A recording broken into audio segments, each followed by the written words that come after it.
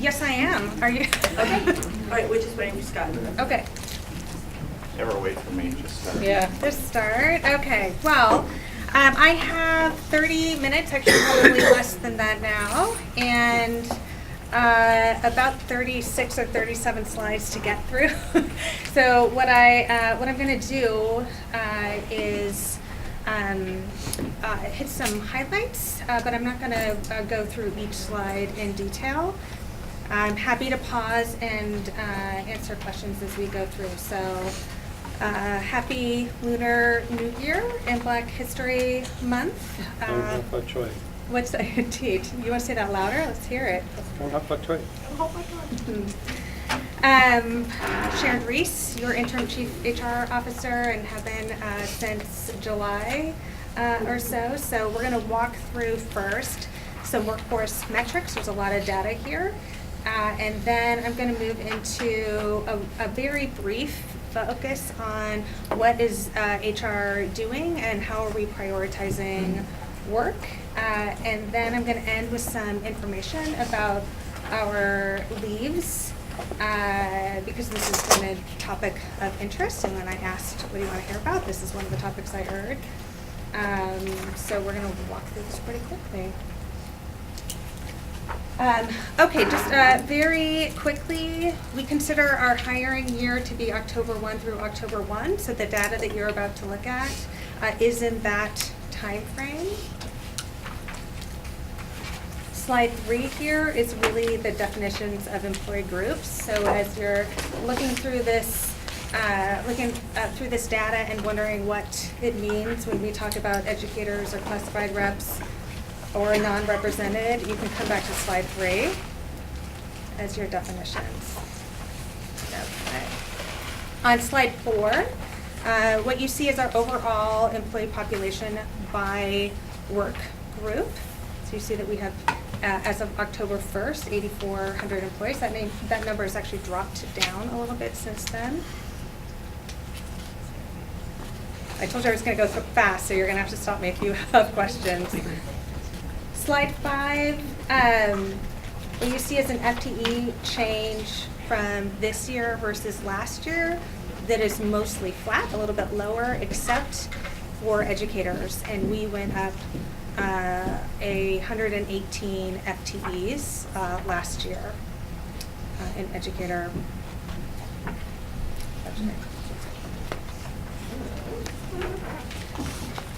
The graph on the right there shows you what's been the changes since about 2010. So where has PBS decided to invest its budget?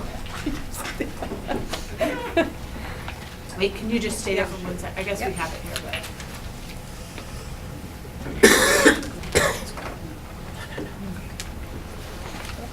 Do you have a question?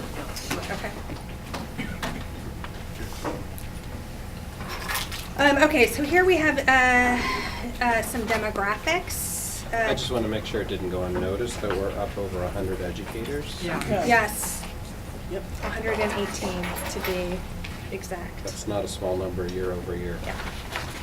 Do you know how many of But it- those are temps or the percentage of temps? I don't, but it's not most of them. It's what? And is it safe to say Minimal?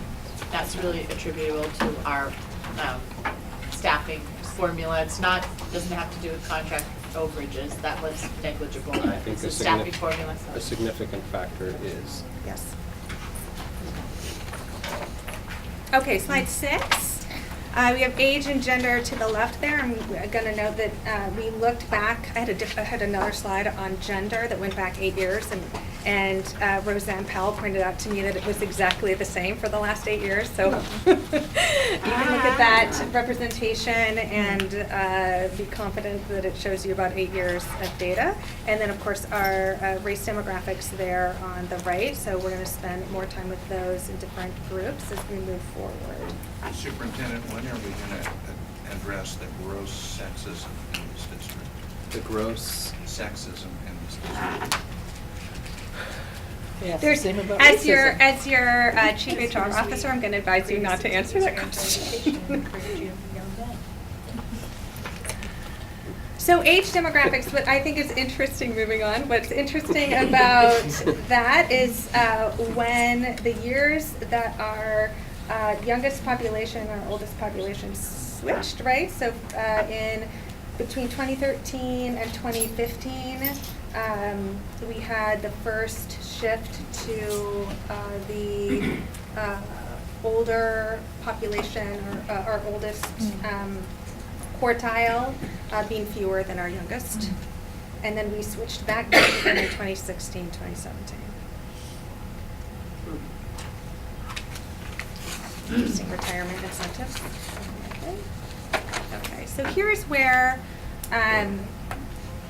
we are looking at the racial makeup of our students versus all of our employees, our regular employees. Of course, as we all know, we have aspirations about our workforce demographics and how they will track to our student population, and you can see where our gaps are there. So I'm going to flip through some more data on that. So here are employee demographics specific to employee groups.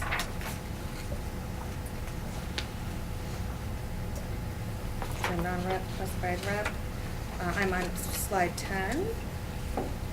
And then moving on to slide 11, how have we done over time?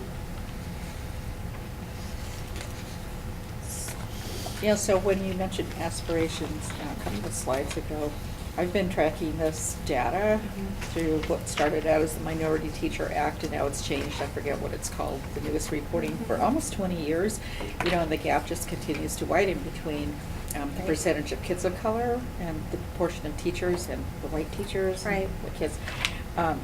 So aspirations is one thing, but again, we keep talking about this, it has to be an intentional plan. Right, absolutely. Yeah, and so we are actively working to diversify our workforce and support diverse workforce and have retention strategies so that our employees are working on behalf of our students. And I appreciate that I had a comment today or a couple days ago from our department at the school saying that we got direction from PPS that we won't be doing, you won't take as many student teacher placements now. And I don't know where that started, but I know you're going to look into that, and I really appreciate it, because the fewer that we do, then we can't, if we can't place those teachers of color to be doing their student teaching here, they're not going to want to work here, they're not going to know the system. That's right. I'm not aware of where that rumor has originated. So but it's changing what we're doing there in practice. Uh-huh. So it's pretty significant. Okay. Okay. Well, that's important, and we're going to run that to ground because I'm not sure where that comes from. Okay, we'll come back around to this too. Will you let us know, or Roseanne, will you kind of track that? It would be nice to hear back. If it is in fact true, then what's the reason? And Yeah, I'd like to know as well. Yeah.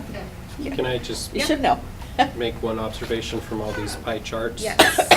It appears, glancing at it, that the only category where the district is demonstrating a greater representation than our student Administrators. demographic Yep. is black school administrators. Yep. Right. Yep. Every other category is Yep. less than. Right. Right. Yep, that is correct. Okay, so educator versus students. Now I am on to new hire demographics. So this again was new hires as of October 1st of 2018 by race. And then you can see that broken down by employee group, administrator, classified, and non-represented. You see that number again. Superintendent.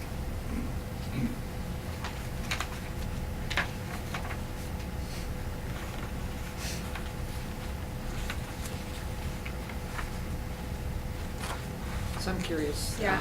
You I have could feel a question brewing, yes. non-representative is a pretty large category. I'm wondering if you have separated out sort of senior staff disaggregated? I do not have that disaggregated. We can do that, but I don't So have I'd like that today. to see that. Okay. You kind of counter around the room. Yeah, it'd be good to get that disaggregated too. Well, there's a narrative in the community that I think it's worthwhile looking at that data because non-represented is Yeah, a huge, we should have rattled it off at that meeting at night. What you were looking for. well, I want to see it disaggregated because, But we could have. I wanted to hear what she had to Just say. saying the 4 top educators or 4 top people in charge of the academic side in this district are Latino. But I think what the Parents the and demographic I'm speaking to is there's a lot of conversation in the community about the lack of senior African-American leaders that either have left, retired, or perceived as forced out, so, help and so. Yeah. Can you talk about educator new hires versus educator applicants? Yes, I can. So that's slide 15, correct? And what you can see there, right, is the who did we hire out of our applicant pools. I'm going to be clear. I think it's important to note that in our educator applicants, this doesn't screen out any applicant who was deemed to be to not meet minimum qualifications, right? So you're looking at anybody who completed an application. But what you can also see is, well, how did we pull from those applicant pools? What was the outcome? So I consider this pretty strong not a strong performance indicator, an indicator of what our performance is with regard to being able to recruit diverse applicants. And I'm going to talk a little bit later when I talk about HR initiatives, some of the work that we are doing on this. So do you have a working hypothesis for the difference between the two? I would say that this data gives you a lot of breadth and very little depth. So what this says to me is that we need to dig deeper to understand why. We are currently in process of running our processes through our racial equity and social justice lens. So that's part of the work effort. But why are we not being able to, why do those pie charts not look exactly the same is the question. And that's going to require some digging. So if you look at like the new hires and applicants for the Latino population, so if there were 161 applicants, yet saying only 46 were hired, so you wonder, were there that many that were not qualified, or that seems like a really low percentage of hires from that. Right. It's difficult to say Yep. without being able to dig down. Well, the same into- for Asian, I mean, 492 applicants and 25. But that also hires. includes people who rejected offers of employment too. Yes, right? that's correct. Yeah. So the other piece of it is proportionally though, in terms Yeah. of percent of applicants is much higher versus percent of hires for African Americans. And it's actually the converse for Latinos. But yeah, so. Right, because so future- 46 out of future 161 analysis is would 29%. be of interest in terms of how all this works.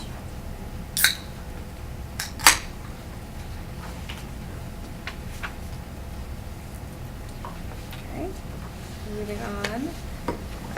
So another indicator of how well we are doing with regard to recruiting, employing, and supporting diverse workforce is right here, right? How are we doing on educator promotions? And you can see broken down by race, what among our educator population who gets promotions. These are relatively small numbers. It's hard to conclude very much from this. It certainly tells a story.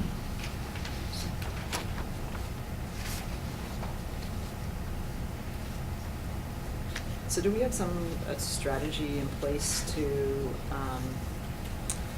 if you look at the sort of providing the sort of career ladder from these specific steps of, instead of, my sense is, it probably now is self-selected. I want to try and move from this to this, but Right. how much are we sort of providing scaffolding support or, actively initiating conversations with people about moving, sort of taking the next step? Right. Well, and the second part of that is, and then about the communication strategy, because I did have a Native American teacher in one of our schools ask about, is there a pipeline, or how does one move from teacher to administration? So if we have a strategy, nobody knows, or very few. I would say that this is an area where we need to spend more time and energy, because I don't think that there is a system-wide strategy. I think that there are efforts, and I would not call them coordinated across the district. It's certainly individual principals do a lot of work in supporting their teachers and recommending folks for promotions, but I think that this is an area of opportunity across the district. How do we grow our own? I think, as you know, it's been the subject of a lot of conversations, COSA work groups, workforce development and diversity. So certainly the SUPs recognize that career lattice opportunities for recognized teachers could be a lot stronger, especially in promoting educators of color, for instance, and ed leadership generally, at least certainly from everyone I've spoken to, is an area that needs a lot of development in the state.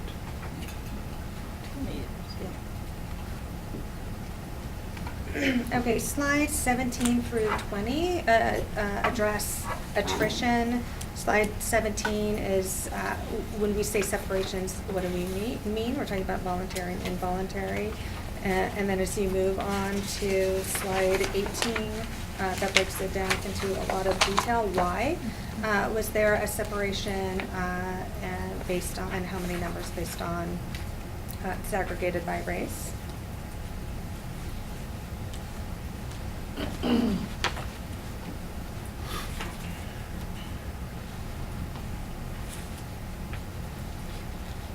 In most of these cases, these are pretty small sample sizes, but it's part of the story that's feeding our work into where do we need to focus and where do we need to put additional effort in supporting employees.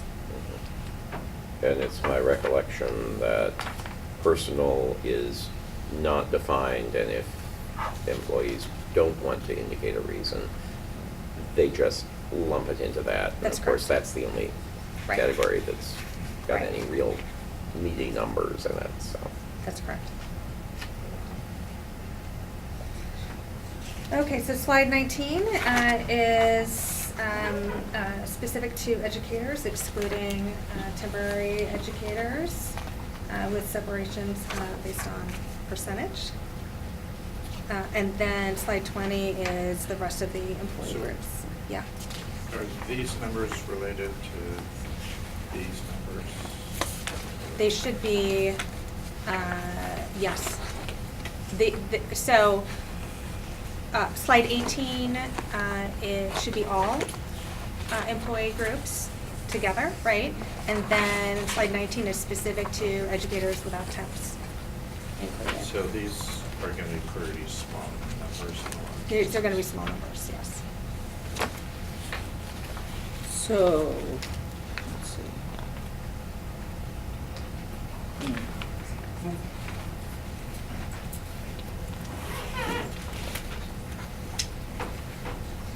So the exercise right now in a lot of cases is you're presenting data that really hasn't been analyzed deeply in terms of some questions I might have. So, yeah, I mean, I would say this is a really broad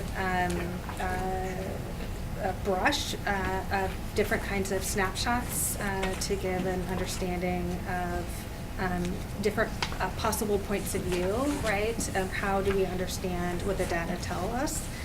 What we know is we have a lot of work to do. and to meet our racial education equity policy in terms of how that reflects talent diversity. Yeah. So back on slide 19, Yeah. for example, so Mhm. just kind of looking at a couple categories, Asian and Latino, it looks like the separations are a good 75% more of their percentage in the total population of I'm students. sorry, could you say that again? Well, it looks like, so say we have like 8.4% of Latino teachers, but their separation is 13.5%, so it just looks like even the ones that we have, our retention Right. of them. Right. That Yeah, and Asian. Right. look At what really rate are they leaving disproportionate. the district? Yeah. Right.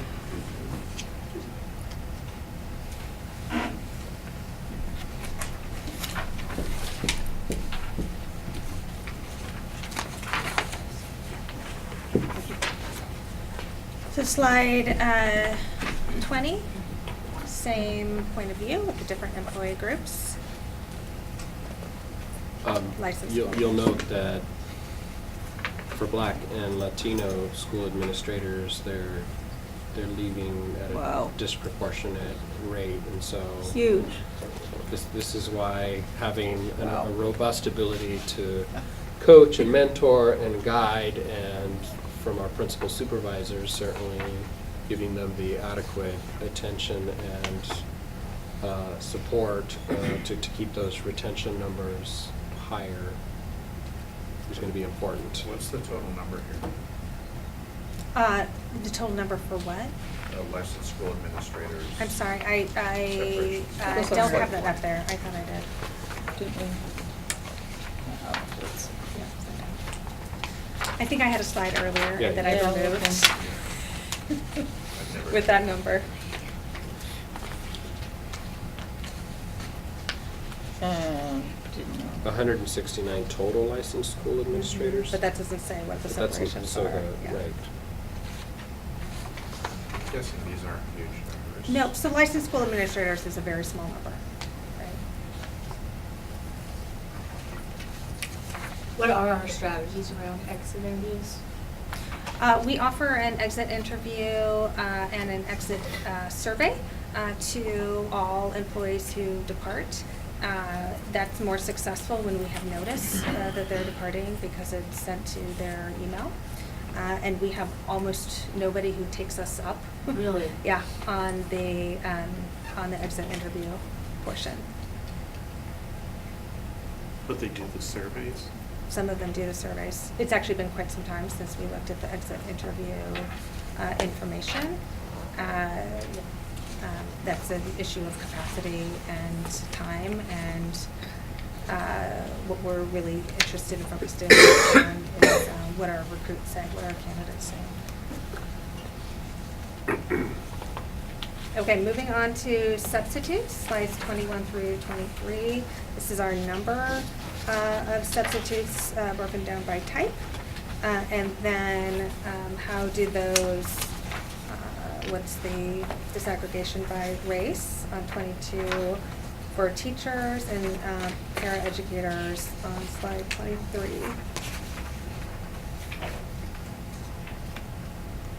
Okay, I'm gonna, unless there are questions about substitutes, I'm gonna move on to HR priorities for this year. Any questions about that before I move on? So I have a question, I mean, this is just a general question before we move on to the next piece, but do we also have our workforce broken out into the PERS tiers?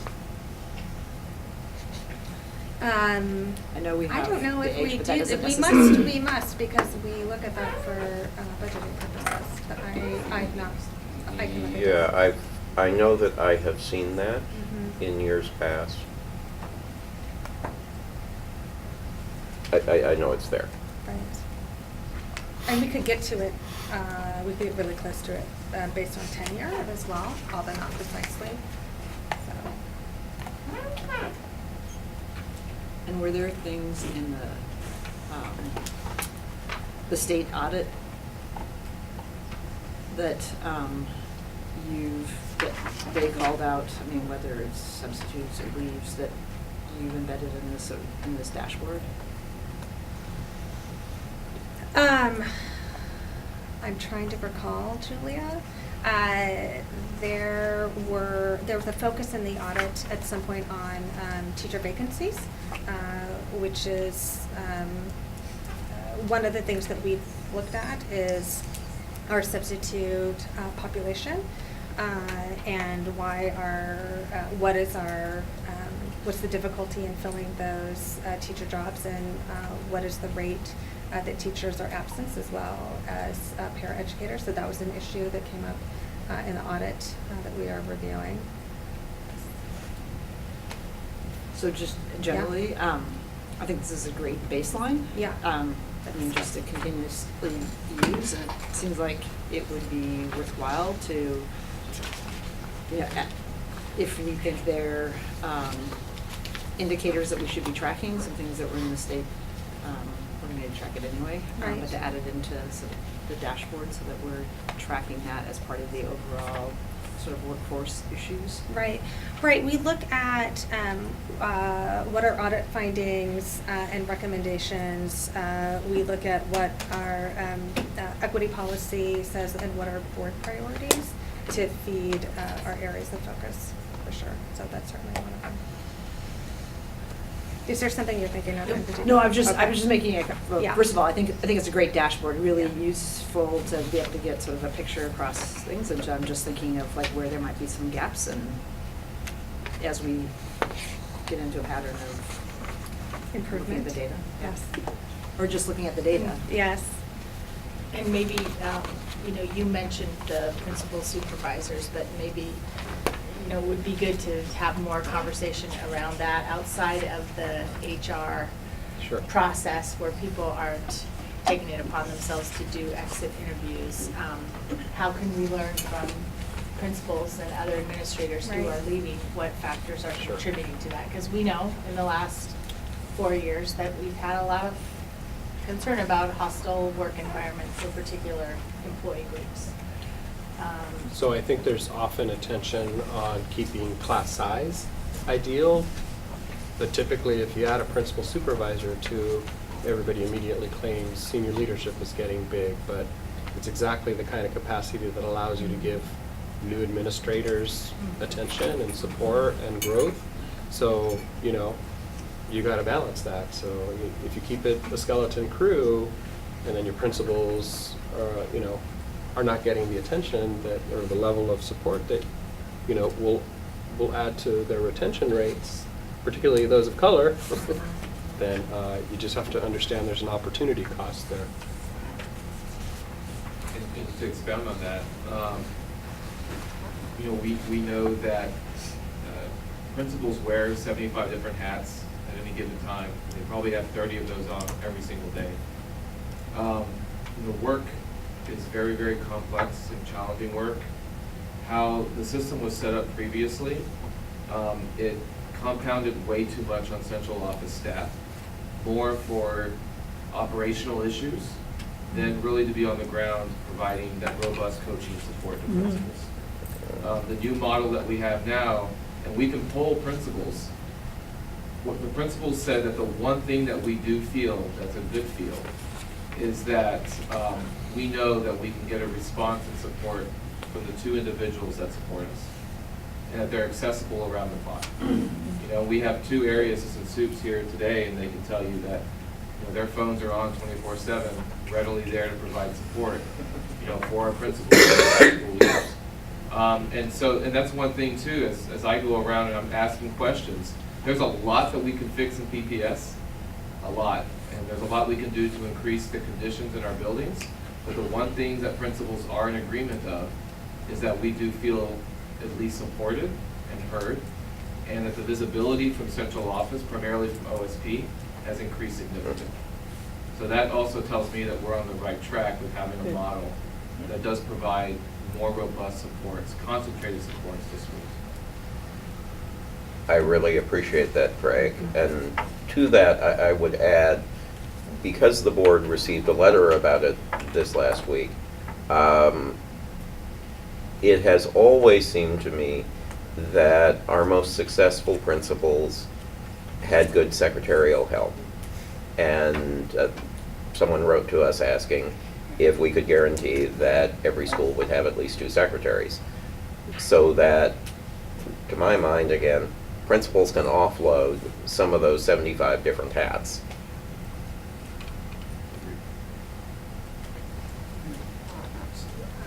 Years ago, there was, I think, 2000, 2001, there was kind of a project in the central office to see if we could rewrite the job description for a principal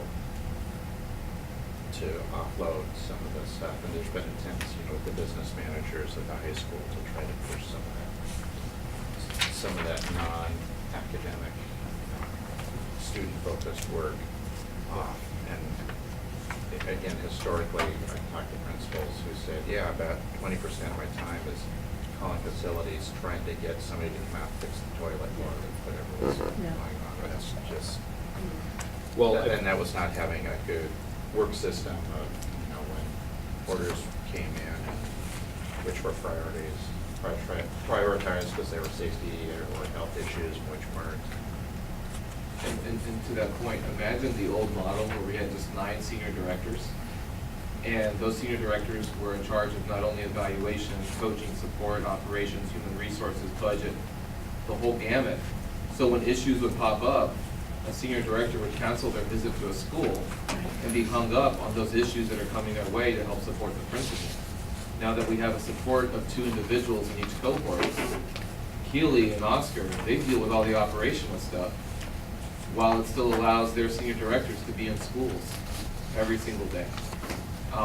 So we're not getting hung up, what you said, on those operational issues. We're still providing continuity of supports on the ground with schools, while we do have a team that's still working on those operational issues. So on this point, there's a different level of economy of scale management-wise in our comprehensive high schools. I think in surveying our school leaders, the pain point really is in the single admin buildings, because by the time they're done with lunch duty and operation, you're by yourself, and one incident, there goes half your day. Subs that aren't. Right, or trying to have some dedicated time for coaching or professional development. So, just preview of coming attractions, I know that one of the asks that are being lobbied for is some ability to give those single admin buildings a little bit more capacity. Mhm. I'm going to intervene where Past time, okay. Let me talk. For what it's worth, Mr. Matt says there were 30 licensed school administrators Oh, that thank you. departed, 17 white, 7 Latino, and 20, I'm sorry, 17 white, 7 Latino, and 6 African American. Thank you. Okay, so moving on to the next slides. HR operational excellence priorities. So the reality is that we can identify problems faster than we can solve them. So for 2018-19, we had to make some really difficult choices about where are we going to focus and what's the biggest lift on how we focus our energies. Heard a lot of feedback about the need for faster decision making, that HR is slow to respond, that we have bureaucracy of processes that don't serve our school communities well. And so this is where we spent our focus on 2018 and 19. So we made some difficult decisions about what are we not going to do, and to focus on things that were touched by these factors, right? So building capacity, we've been struggling with vacancies in central office for a long time, which slows down our service. Certainly that was true in HR as well. I say it was true because I would say that's past tense now as of January. Focusing on continuous process improvements to deliver excellent support to schools. So where are we going to spend the time to look at what those processes are that are so slow to respond or require copious paperwork or just time consuming for school administrators? If it was in support of a school and made a school run faster and got a principal off of paperwork and into the school, then it's worth our time.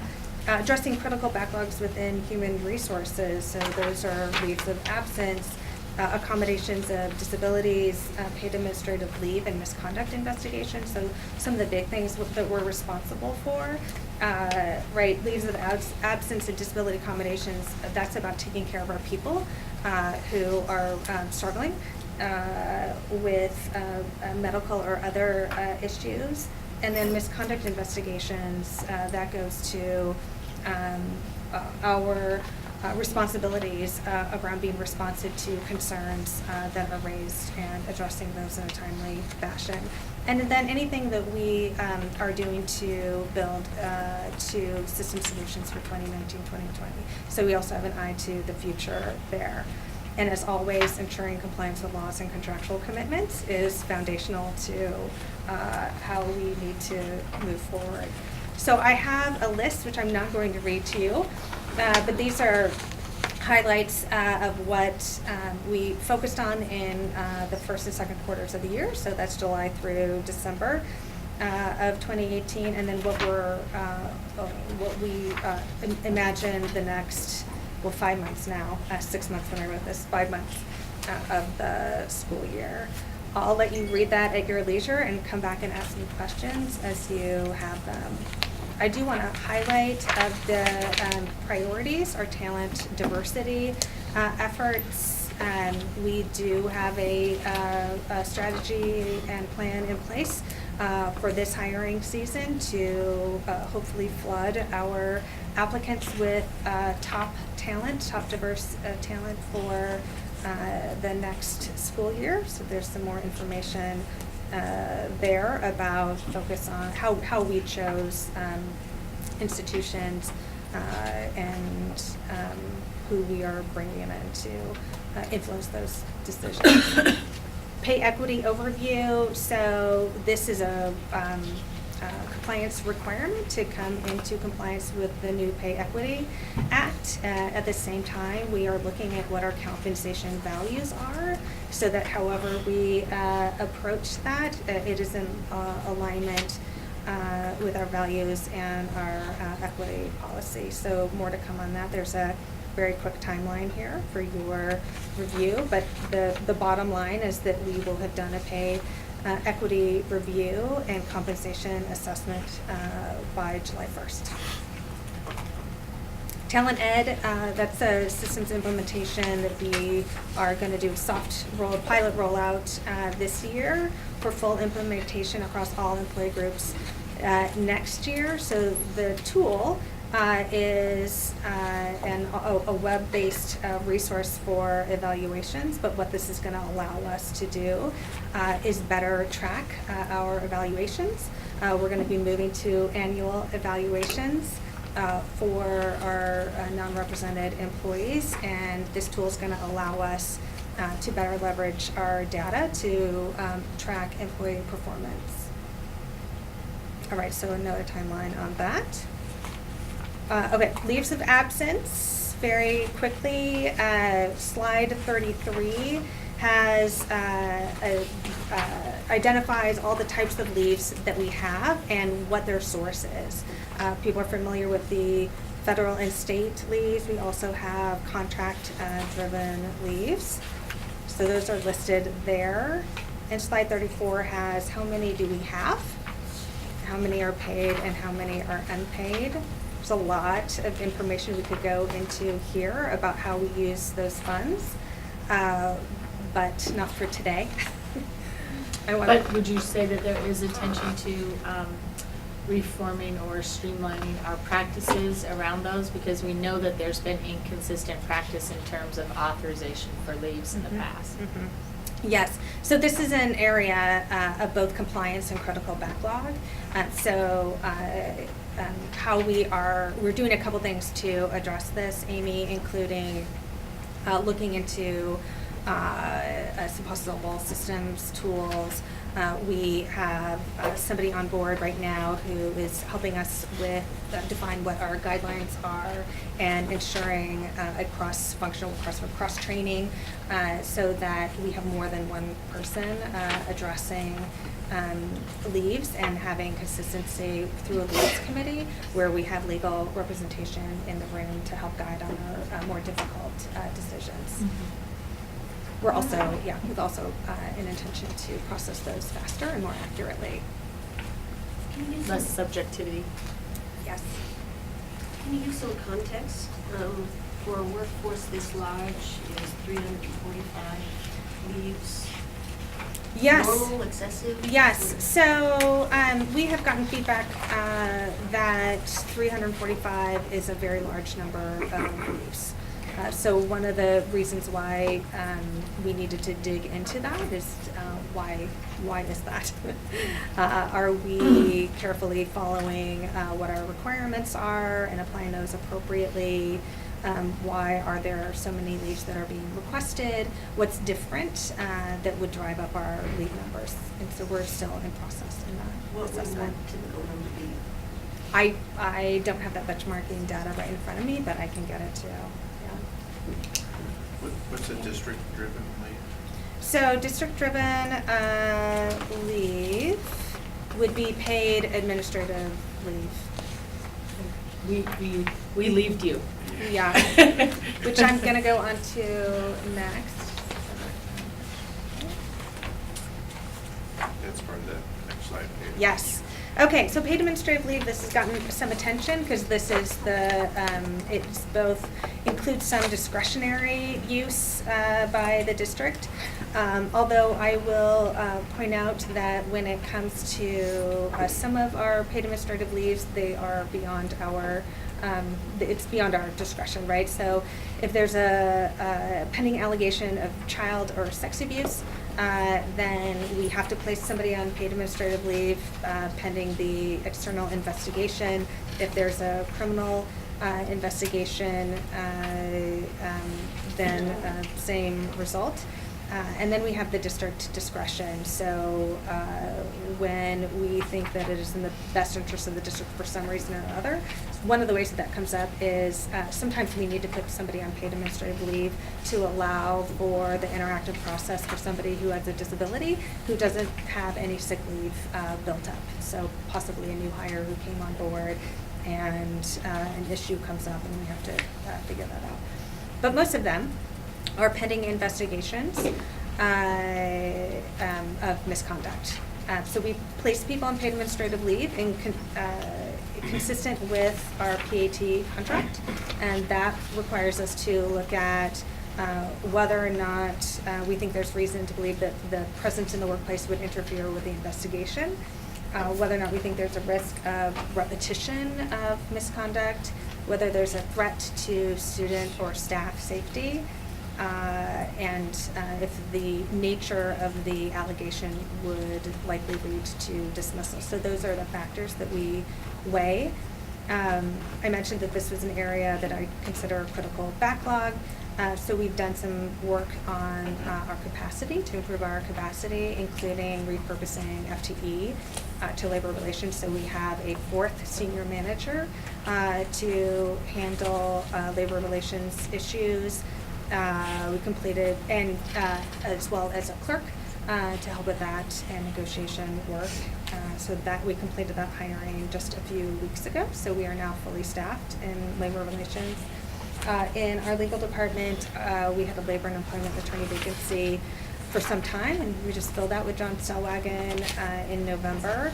And then the disciplinary review committee is a cross-functional team where legal and HR look at misconduct allegations along with invited representatives from OSP, so the supervisors typically of the individual being, the employee being discussed. I'm going to move on. You have lots of questions, yeah? So just same Yeah. question, like, so district, are paid administrative leave and district-driven leaves, are those synonymous? Yes. Okay. And so context, what's a normal number and how do we compare? For paid administrative leave? Yep. So we don't have benchmarking data for that, but I do have some snapshots in time on my next slide, if you're ready for that. So with this slide, we'll show you the blue line is the number of people on administrative leave at these moments in time. It's really difficult to get your hands around this information because it is it's very, very fluid. It changes every week. So what are meaningful points in time? I figured, well, right now, so the date on the far right, February 2nd, what is our current state? And then the two prior dates are the report that was closest to the start of school, so when educators were back in the classroom, right? And so you can see some impacts from our changes in practice. The blue line is the number of employees on paid administrative leave. We used to do on August 30th of 2017 and August 31st of 2018. We had 7 and 11, and currently we have 20. It's quite. That could be because we're in the middle of a school year. Yes. And that number might go way down by the time we get to. I expect that to go down. I think it is, and so if you were to look at this, yeah, I mean, at any given point in time, it can vary quite a bit. These are not particularly large numbers, but I do think that we are more careful in how we use paid administrative leave based on the nature of the misconduct allegation. And I think we have been doing a lot of work this year in training employees and training administrators on reporting. And opening up, I guess, those reporting airwaves so that we know that we have an increase in the sorts of misconduct allegations that lead to. So a bigger number could be a better job of Yes. policing. Yes. So it's- We are going to go back. I mean, we're looking at these numbers and realizing we also need to go back and make sure that the use of paid administrative leave, we're not overshooting. So we are going to do that work, but I do think that you're right, Dr. Rayleigh. But the reduction of duration is significant. So which that is the number that I frankly care most Yeah. about. So what we have there is average months on paid administrative leave. You may be familiar with the TSPC report that the pegs there average months of investigation between 8 and 9 months. So on August 30th of 2017, the average number of months on leave was 9, and now we are at 2.6.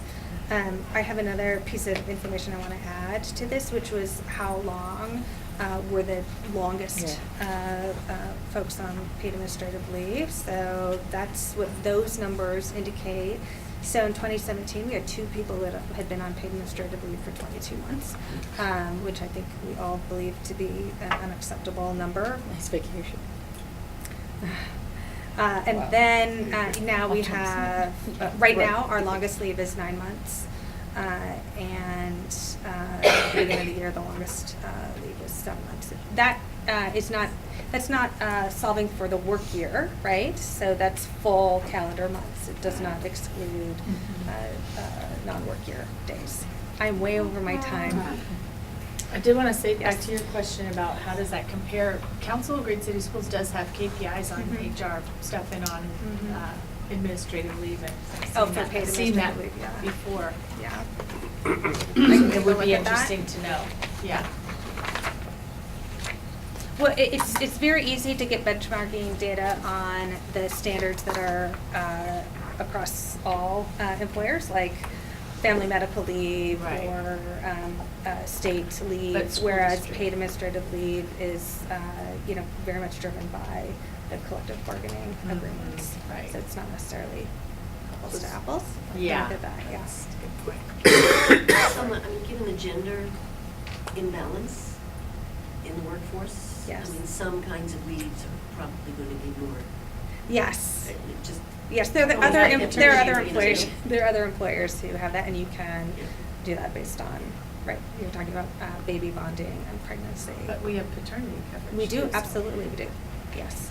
The use of paternity leave Sick. versus all parental leave is different, right? So it's great to see the improvement in the reduction in the amount of time people are on. It's maybe a slight question, but I'm not sure I understand why it's hard to Is it because our PeopleSoft system, we don't have a way to like tag somebody they're out on leave to be able to run, I mean, just do, I mean, most employment situations I've been in, you have an ability to like, pretty quickly just run a Right. sort of Yes. people on leaves, so. Yes, the question is with the quality of that data. I had the highest confidence in the quality of this data versus, but yes, I mean, we can run more numbers and then do some testing around the quality and the accuracy of that information. So again, we can look at this any number of ways as well, and I'm happy to do that. Yeah. Okay. Sure. Yeah. So lots of good stuff here, lots of couple of issues to dig into. Yep. I didn't see absences, particularly teacher absences. Yes, Yeah. I have that information and I can provide that to you if you would like. And what we're doing about it. And subs is a huge issue that So I can speak to. Seems to be. Yes, so when you say subs are a huge issue, what do you mean specifically? I mean, talking to principals at a number of Title I schools and they can't get a sub to come to their school. Mhm. So the counselor is teaching or the AP or the principal. Right, Well, right. They should have a SSI if they're Title I. We have 12 SSIs deployed, and we can do as SSI. much, so SSI stands for. Site sorry. support, Yeah, site support instructor. instructor. It's basically, I mean, you could, like a permanent sub. It's a in the floater building. in the Yeah. school that we budgeted for right, specifically right, right. because we couldn't get subs to come to Title I schools. Yeah. So they're there all the time, but they're floating from room to room. So I've done 2 reports to the OSP team so far this year about the use of substitutes and vacancy rates, so unfilled positions for broken down by each school, so that we can do a detailed look at where are we struggling, and yeah, so I'm happy to provide that information. Okay, I'm gonna cut it off because we're now at an hour. Let me just ask one question, and then it can be, whenever you come back to us or in whatever form, fine, but under continuous improvement or system improvement, we didn't really learn anything about how the experience has evolved as a job seeker, meaning that most job seekers report that our processes are stuck way back in the 20th century somewhere. Yeah. So how is that both culturally and even in terms of technology, how has that improved? I would. But I mean, if you it's up to you. You can say, send us an email, or you can quickly answer or whatever, but I think it's a highly relevant question. How soon, I mean, do you have that on that? I mean, I have an opinion on that, so I can follow up. Yeah, just educate us. Okay, thank you. Thanks, Sharon. Okay, Good data, share. we're gonna move on to the superintendent goals. And I just wanna give a little intro. So this is an attempt to crosswalk 3 different documents. One is the OSBA rubric with the standards for evaluating superintendents. And that's kind of the main organizing device here. The second is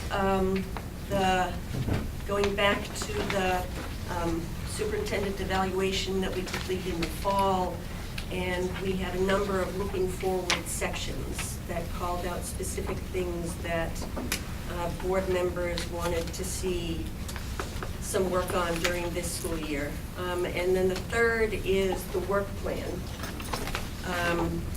that you have in front of you. So we have goals that have been identified, and then measures of success. And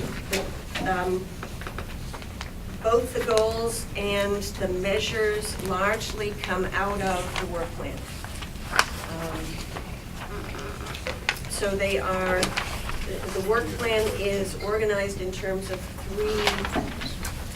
three main priority areas, and those are reflected in the goals.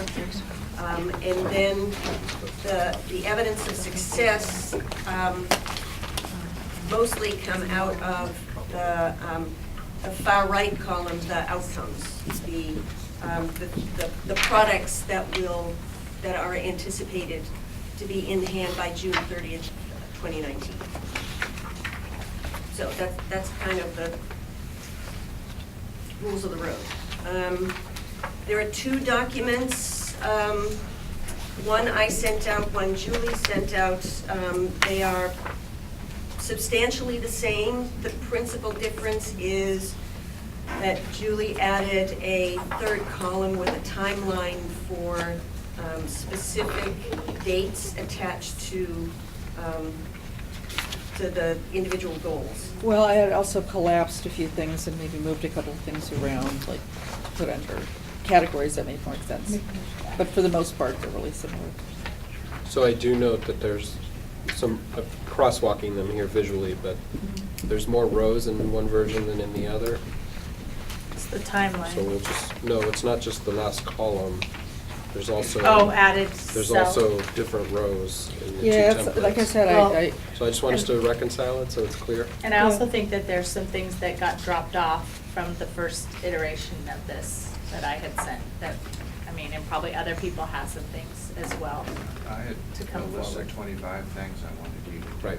So as long as I'm clear Yeah. what the expectations are, we have a version control issue. So since I haven't seen a version of it till Sunday night, whenever it was in November, I went back and looked at the evaluation that we had in the summer and pulled out things that we specifically called out as focus areas, and I don't see them in here, so I'd like to add them. There's a whole host of areas around communication, community engagement, middle schools that, I said, we had some pretty specific items, and I'm happy to share what pages they're on. And those are also some best practice when you look at superintendent evaluation processes that got dropped off, like great mechanisms for student and family engagement and district decision-making. And, yeah, I mean. So my question is, so what constitutes too many goals? You know, so I did try to look online to get a sense of, you know, what's a common number of goals, and it seems like the fewer, I think it's important to focus on fewer than this whole big, broad, because a lot of this is the workings that you're going to do day to day anyway. So I guess I'm just trying to figure out how to clarify the priorities around big areas for goals. This is the OSBA template that is Mhm. recommended template, had actually 11 areas and then I think up to five goals. but Per there- area?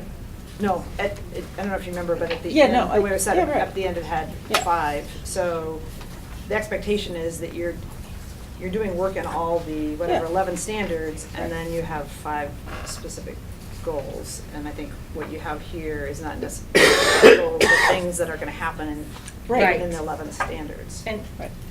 and, I mean, just since we're having this broad-ranging conversation, so I went back and looked at some best practices, because you really, if you have more than 5 goals, they're not goals. And so, you know, one bucket, establishing strong governance and leadership and communicate district vision. Second bucket, safe and supportive learning environments and promote instructional excellence and improve student outcomes. Third Yeah. bucket, strategically allocate and align resources to support student outcomes and continuous improvement. Yeah, just those 3 buckets, and then you can take all of our strategic goals from our shared work plan into each of those areas, and then it's a kind of simplistic format, so. I mean, I would solicit your input on whether you feel that what we have before us is sort of workable as the guy who's trying to respond and adhere to it, or? Sure. Look, I'm always up for a challenge. I'll just remind the board, I'm one person, so it's helpful to distinguish what's an organizational strand of Yeah. work and goal and what, Right. from my personal leadership, you're looking for this year, now February, that I demonstrate. So, we initially had the conversation last summer that when the 17, 18 evaluation was completed, we were gonna pull threads through of focus areas. And I say, I don't see that in this, and I think that's really important because, I mean, we had specifically identified that things in last year's evaluation that we wanted pulled through, and the way to continue to have focus on them is to pull them through. Okay, so we crosswalked it Yeah, with the, well, but with I'm- the evaluation, so what is missing? Okay, so let's, so for example, I mean, just an easy one would be, you take the evaluation from last year, and you go on page 3. Sorry. 3, 8, and 9, there's a whole host of things around communications and community engagement, and I don't see that here. So, for example, there's some pretty specific things around just communications with the board, and we have here like one-on-one, monthly one-on-one meetings where the focus of the evaluation was more around sort of timely, qualitative materials to the board. I mean, we were pretty specific in this area, so Well, I think that hits that. It's Yeah. timely, qualitative. That's like your second one. Produce written updates at least twice a month to board members. Well, that's not at all like what was written in the superintendent's evaluation last year. Because I don't think a twice monthly written report is responding in a timely way to, or providing what we outlined in the evaluation that we expected to see different next year.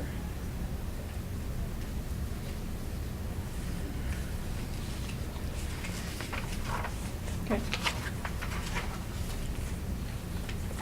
So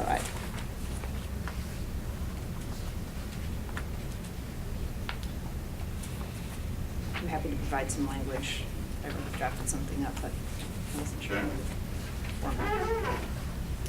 Maybe we should back up and ask if we want to come to agreement on this OSBA template with these 1, 2, 3, 4, 5, 6, 7 goals.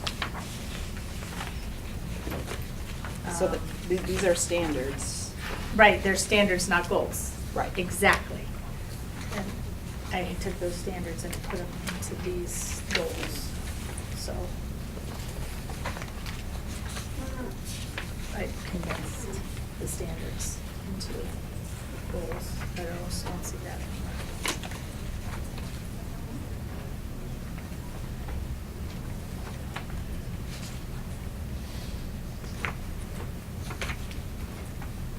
Okay, yeah, I think this is way too much.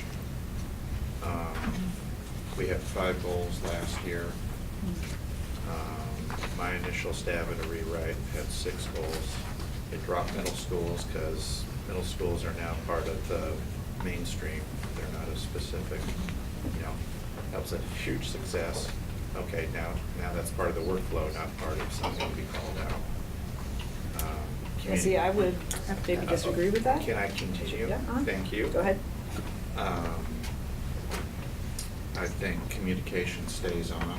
So I think I kept 4 of them going forward. So.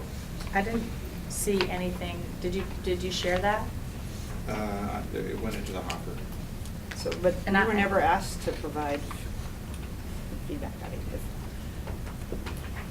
Well, I took the first crack at it, and it's 3 goals. And now, we don't have any goals, we just have standards. And the 3 goals are based on, they'll be familiar to you, I'm sure, because they're based on best practices of just buckets to arrange the work. So one around governance, leadership, and communication, one around safe and supportive learning environments and instructional excellence, one around strategically allocating and align resources to support student outcomes. Can you share that, please? It didn't get Okay, so- I didn't So think it was we gonna s- just disappear. Yeah, I mean, we're, Right, like, we're let me halfway just- through the year, oh, sorry. Right. So we spent a great deal of time on this work plan. This work plan is, it's very extensive. It is very detailed. It is organized around 3 essential priorities. And it outlines the breadth of the work that is ongoing in this district this year. This is work that is happening now. This document was based primarily on the work plan, and it accurately reflects the breadth of the work that is going on in the district. And, I mean, I share the concern that if you have too many goals, you have no goals, or too many priorities, you're not really prioritizing. But we've already done that in this work plan. This is what's happening. And Julie and I ran this past the superintendent and Sharon Reese, and they both agreed that it accurately reflects the breadth of the work that is going on in the district. It includes work that the superintendent himself is responsible for, but it also includes work that he is responsible for overseeing, district-wide work that he is responsible for overseeing. And he has agreed that it accurately reflects the expectations as documented on this work plan. Well, why didn't we just keep, instead of not having any goals on the superintendent's goals, why didn't we just keep the 3 goals that are the way that the work plan is organized, and then keep and then pull the out- framework, Sorry. keep the framework for the goals under that and attach metrics to it? Because, and obviously the OSBA template is a reference, but to me, when I look at this like this, and I'm not trying to be contentious, when I look at this like this, it's not clear how, in a strategic framework, it relates to the work plan. It's like pieces of the work plan are everywhere instead of like the buckets being arranged the same way they're arranged in the work plan. So to me, we have 2, one, we don't have a consensus on how we're gonna do this. Let's see if we can, in 10 minutes, we can figure out a way forward. We either have a statement of, a real limited statement of goals, like get most of the work plan done in a timely basis, we're good. Yeah. And do some personal stuff to take care of yourself and advance your professional development. Start eating your veggies. 2 goals were done. And I appreciate how these versions, go into, translating the work plan. We either do that, or we do we go back to the sort of 5-goal amongst this work plan, which is really pulling out a couple of pieces of the work plan and saying, these are the 4 or 5 things we're really gonna, out of all this stuff, these are the 3 or 4 or 5 things that we're really gonna be focusing on. So, I think those are the ways to go, but let's agree on one of those. I don't care which one. Let's get this done tonight. I don't think. Well, okay, just in fairness, Scott, in fairness, you may have been asked your opinion, but we got this, which is totally different from what we were looking at in November. And there was nothing between, or November or October, whenever it was, between there and that, even though we were asked for it. So we got this at 8:40, and this is, I know everybody's busy. No, We got I it- have not seen this until you saw it. So we got it at 8:40 on Sunday, and it's very different from what we were looking at last fall, and it moves significantly off of the OSBA template. So I think it's a good discussion that, I'm in And- agreement with Amy that use the template that we have. I mean, I'm concerned that there's hardly any student-connected, like pull through to student-connected outcomes in this, or that, and I do think the goal, the way that it worked last time, where you had some very specific goals that have been designed, and I think some of those are ones that, you know, we specifically had long discussions about when we were doing last year's evaluation, would be areas that you'd want continued focus on. Well, I want to make sure, so I agree with simplicity, Scott, and that's also best practices. We're not the first school board that's ever done a superintendent's evaluation, so there are some pretty clear best practices. But I agree that basically what we want you to do is this. Okay, so it shouldn't be that hard for us to figure out how to express that, because this is the meat of the work that has been done collaboratively. It's not completely done, but that's been done collaboratively by the senior leadership team and the board. So it's really just a question of how are we going to distill this as specific metrics for your performance. So we don't want to start adding things that aren't included on the work plan, specific items. Although I want to pull out all the things we agreed last year. I mean, we had several conversations that we couldn't do this year's goals until we finished last year's evaluation, because we wanted to have last year's evaluation inform this next year. And those things aren't necessarily in the work plan, so I think that's the one additive area. Okay, well, I would want to see what it is that you think is not reflected Yeah. in this, because we did Okay, well, I can- crosswalk it with the evaluation. I can hand you, I just highlighted it all today. Would like me to? That's not, stuff that's not reflected anywhere in the joint work plan? Nope, because this is more about the day-to. Communications protocols and stuff? Or- Yeah. Well, that should be under good governance and, Well, it's not though. But, so there's also some things about how we engage with underrepresented communities, and was also some culture issues. I mean, I'm happy to share my highlighted version. I mean, I just went through it today just to map across, and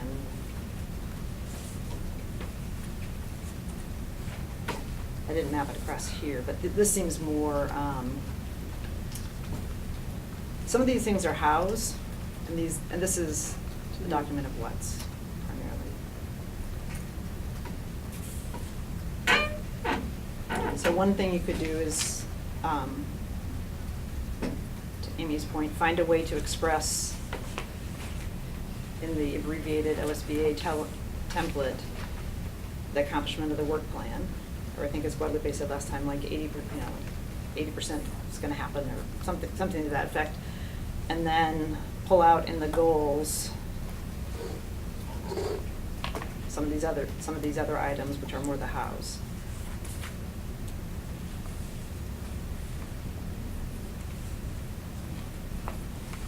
So, in whatever you have down, which goals were they in last year, for example?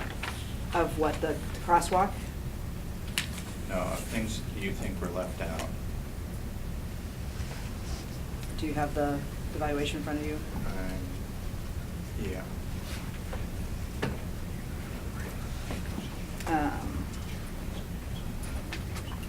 Page 3, second paragraph of foundational year. Right, but that's in the standards, that's not in the goals. Right, but I'm suggesting that they be pulled out as goals, because I was trying to draft behind the concept of somehow you express the work plan as the things you're delivering within the standards. And some of these things are goals that aren't communicated.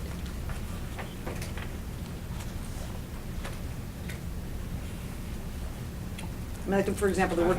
I'm just saying, if it was important to you, why didn't you suggest that it be in the work plan when we were working on it a couple months ago? And it seems a little late to bring it into the process. I provided so much input into the, which I've got here, into the work plan, but the work plan was not to be the superintendent's goals, it was to be the district's work, it's the what we're trying to accomplish. And some of these things are the how. And we had several conversations about getting started on next year's goals, and one of the reasons we didn't do that in July and August was we hadn't completed last year's evaluation yet, and it was, these are the things we're gonna pull through.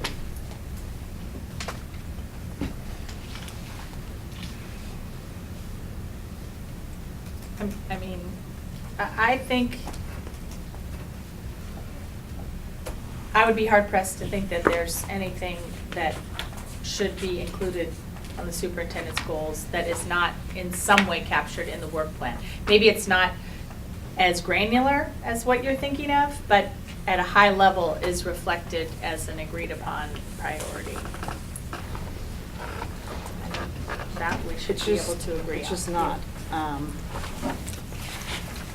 Because this is sort of the district work plan versus Guadalupe's, the superintendent's development plan.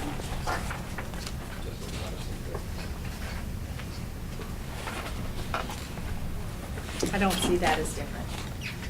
I don't either. Can you give some specific examples? Okay. Communications and community engagement continues to be areas needing improvement. Regular communications, feedback loops with internally and externally. Then timeliness and consistency and quality of materials prepared by staff, the board needs for good decision-making needs to improve. I mean, there's a whole host of issues here. And most striking, when I compared this to the just sort of one box here on sort of communication, it doesn't match it at all.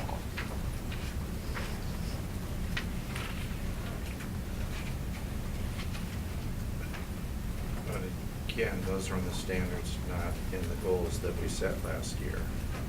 So I'm confused about what you're saying, because you seem to be saying on the one hand, we should be continuing those threads of the goals from last year. On the other hand, you're trying to write a bunch of new goals based on what you said last year, but that wasn't part of the goals last year. So standard best practice in performance management is if you have something in 1 year's evaluation that's called out as a focus area, that you pull it through to the next year. And that's just all that I'm suggesting, which is why we waited until after October to start the next year's goals. You didn't even put it in goals last year. Right, because we all he had, there were a number of other higher priorities and that were identified, that were measured.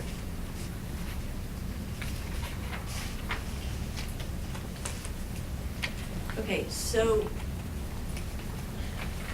we did spend a fair amount of time crosswalking the different iterations of things. I will say that the wording, the language, the specific language, the words may not be in here. But I would argue that certainly the spirit of all of those things that were called out in the evaluation are addressed in here.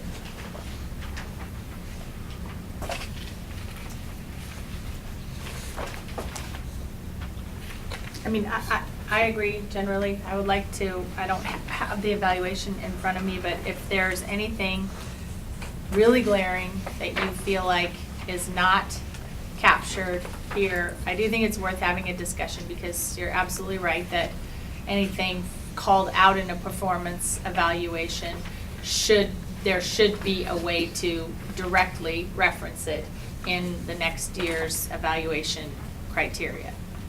And again, some of it might be captured at a much broader level, but if there's anything that you think is completely missing, I do think now's the time to bring it forward, in my opinion. So I'm happy to drop it into Got you. the document, but what document are we using? I mean, it's not clear, are we using this as the template? It's just a question. This is the document under discussion, unless and until board members decide it isn't. Well, I couldn't tell if that was being suggested by others. Okay, is that being suggested? I would like, these goals to me are not goals, they're standards. I would like to go back to the goals from the original template for this, which are actually the same goals from the shared work plan. And then to put things under that rubric. To me, that's much easier to understand, because these aren't goals. And everything, it is possible to capture everything under the 3 priority goals of the work plan. That's what makes sense to me.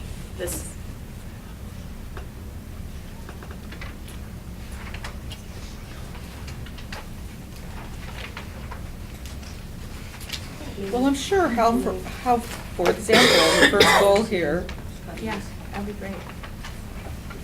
but for example, Amy, the first goal here, exercise effective governance and leadership develop with stakeholder input. I mean, that's virtually the same that's here. So how is this Yeah. not a goal then? You say these aren't goals, but yet it's Yeah, I- virtually the same, so that's. I don't Similar. understand why they're not goals. Right, that's what I'm saying, that's virtually identical. Well, like So how is policy that and different? governance, legislative advocacy, that's not a goal. Exercise effective leadership, The is a goal. standards 2 and 4. Effective governance. But the goals are under, the specific goal, the Goals are in my rubric category. is leadership and just, Yeah. Okay. we're categorizing the goals under the The OSBA rubric. right. That's all. But the clear boxes are the goals and the evidence of success. Okay. So the goal is develop with broad community input, a clear educational vision for the future of PPS and the student experience. And the evidence of success is visioning process completed with substantial representative community participation. And so on and so on. So if you're saying that though these are not goals, that I'm not getting.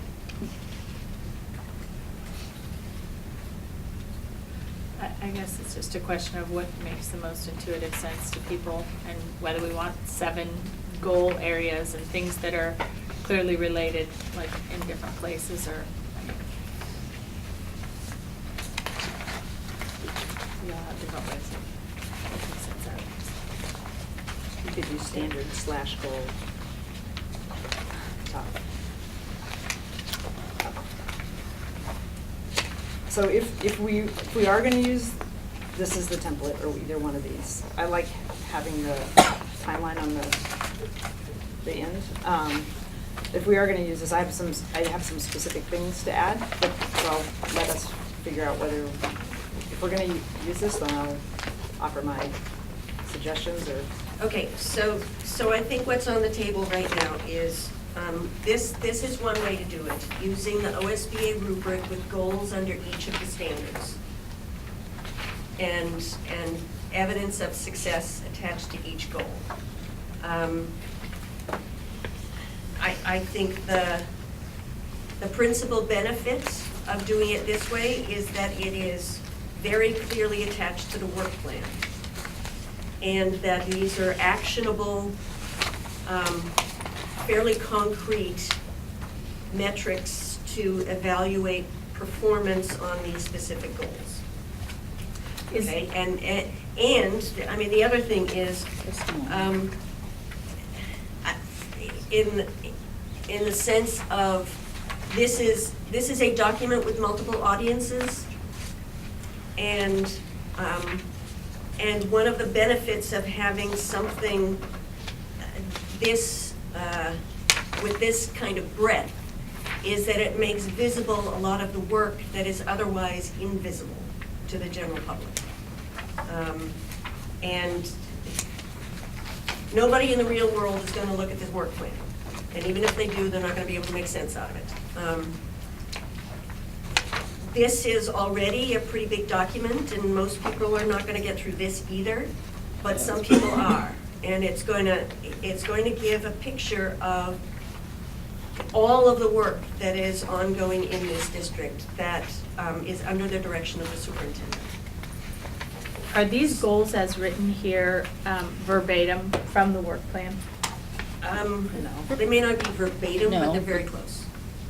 They're close. Yeah. And actually, we were going to do a crosswalk with keying it to the work plan and then ran out of time. So, But they're there. so They're from the there. other thing that is on the table.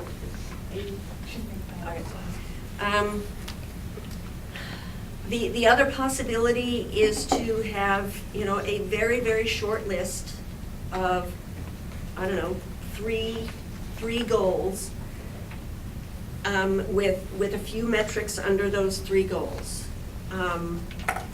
What's going to happen is that those 3 goals are going to be pretty big. And the metrics, if they're going to be actionable and like quantifiable, if they're going to be, clear enough, those metrics are going to make visible a very, very small number of all of the work that is going on. We're going to get to the same place, Yeah. but just in a different form. Our goals last year each had 5 or 10 metrics underneath them, which Right. essentially is what we have here. And also, even if you do have just the 3 goals, which are the buckets that the work plan is divided into, it doesn't necessarily have to be a small number of metrics, because it's whatever, is striking that healthy balance between not having so many that they're no longer priorities, but having enough that nothing really that we collectively believe is critically important gets left out. So if you organize it in the smaller groups of work, doesn't mean that you have to have fewer metrics.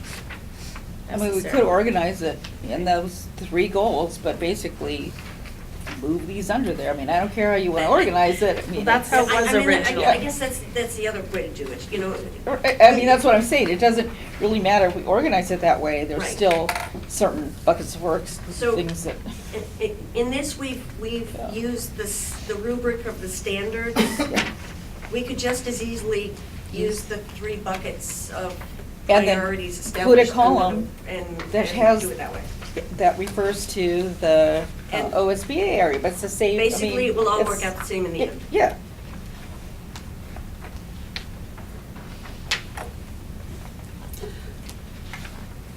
For me, when I look at this like this, and I'm just off, we all taxonomies, everybody processes Right. things differently.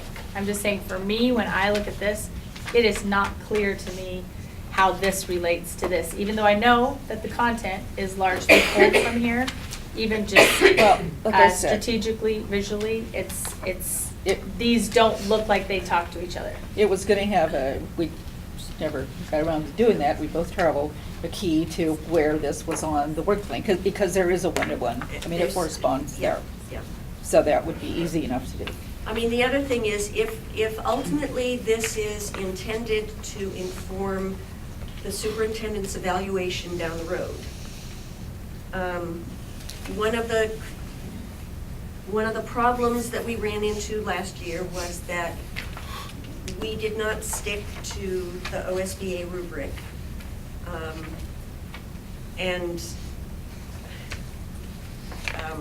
And I think we had good reasons not to at the time, but if we use the OSBA rubric as the organizing device, it will help us make, a logical leap to the full evaluation come June.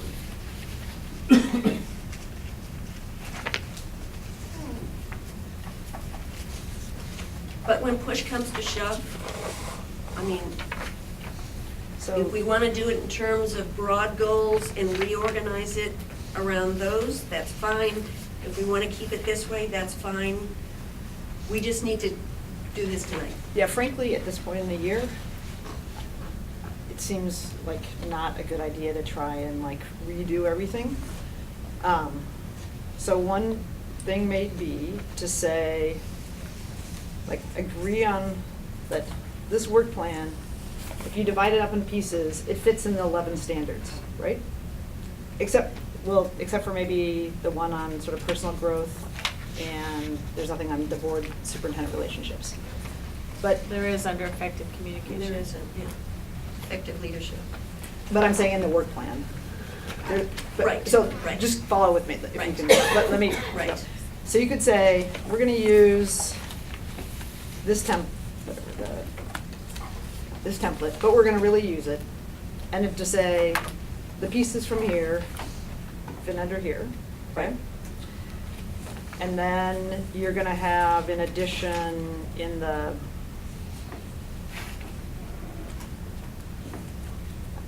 I guess in the goals, you have sort of the professional development and then maybe some of the how things that you wouldn't put into A the district-wide district-wide work plan, yeah. because it's Communication protocols or just, whatever. right. So that can then get you, because I mean the reality is like the year's already 7 months into it. So if this is the guiding document, say this fits under the 11 standards. In the goals section, it's going to be those things that aren't in here, and the things we're pulling through. If they're not things that aren't already in here, you just go in that goal section at the end, which is not going to be that much. Does that make sense? Okay, so you're talking about, you're talking about creating a separate set of what you're calling goals. So. Right, because there's things that, for Guadalupe, that aren't in the district work plan. Because Okay. it's not something we're gonna be like posting up, let's just say, leadership on a national level. We're not gonna be putting in here that he's gonna be attending and serving on the Council at Great City School Leadership Team, for example. Okay, So- so that's in here. That's in here. Okay. Okay. But you're So saying. you're, so let me just, so there are pieces of this document that I think, that are not reflected in this, That have to do with professional that have to growth. do with things like what you're calling out, like They should his be. professional development Put them in the goals. goals, and then Okay. same thing is, and I would just say, the same thing is any of the hows that we want to pull through, not the whats, because I think the whats did get pulled, the whats got pulled through. Yes. Like a what being the continued middle school work, for example. So it's, I'm sorry. Go ahead. Well, so you're just But trying we to don't say have whatever to it's called dictate out here that. that's already there, we don't need the redundancy, so only keep here what hasn't been called out in the work plan. That's something different like communication or professional development for him. Right, and that doesn't mean that we have, 15 pages of goals. Right. It's like, this is the work plan, I mean, Oh, the okay, what that connects so- to the standards. Okay, so let me, so when you say the hows, I'm still not sure I know what you mean. I mean, what Amy just said was, we can't really dictate the how for most things that are going on in the district. I'm saying the very specific things on like page 8 and 9. It's how things get communicated. But that can be metrics around effective leadership, communication, and governance. That can be a metric. But what I'm saying is, I'm trying to get away from recreating or inserting pieces of the work plan into the 11 standards. if this is the what that is expected to be accomplished, most of it is gonna fall under the 11. So we don't actually need to pull out these individual things. So That's what I was trying to say. Right. So Are you you're talking- saying, Because Guadalupe's already said he's gonna, Right. like, this is the template of his work. yeah, And so we don't actually need to call Right. out a vision, like the vision piece, because Right, it's in here. it's So if there. we're saying, Well, okay, I'm going to push back a little, because this is an enormous body of work. We need to evaluate him on what he's actually doing. So, I So mean, just to remind us sort of where this emerged from, it started a year ago. Yeah. And through the summer, as new chiefs were taking over departments, we asked them to define what are the core functions that we need to set a foundation for.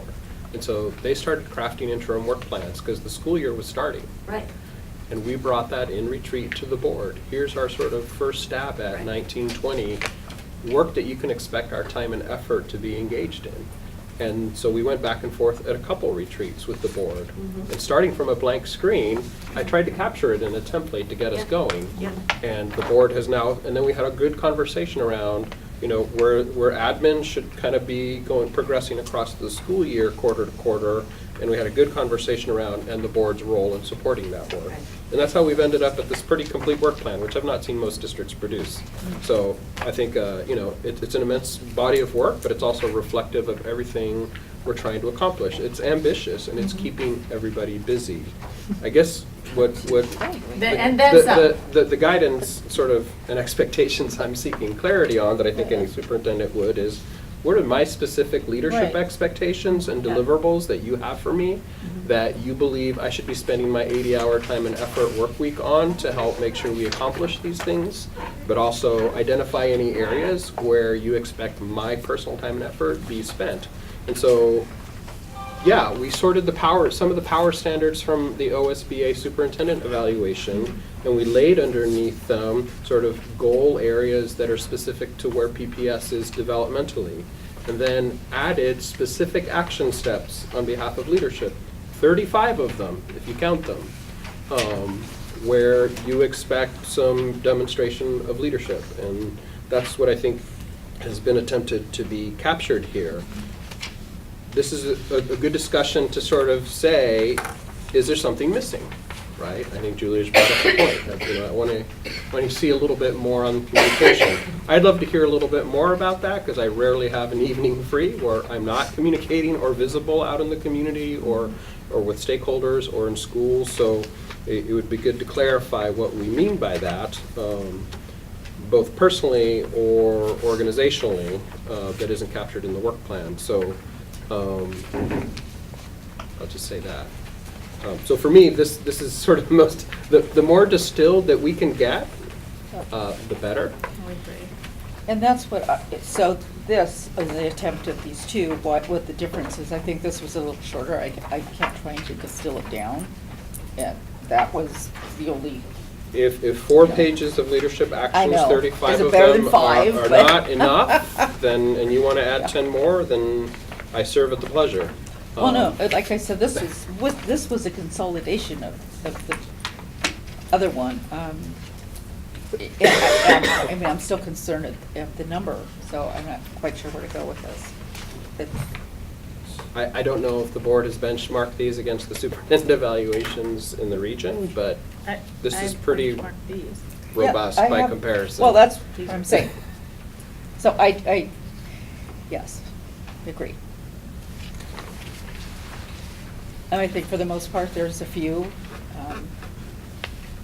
as you say 5, I've seen as few as 3. But then I do think that we were trying to give, for the work that's been done, give you some credit to be able to measure you on some things that's in that work plan that we've asked you to do, and that we can say it's been, in this set of months since October, you have done a lot of work, and we wanted that reflected too. Well, thank you. It's not about sort of getting credit for work accomplished. Well- It's the work that we envisioned, we understood But it's a needed to get piece- accomplished. Right, and it's a So piece that's of what we've been moving us focused on. forward, and we wanted to have that visible.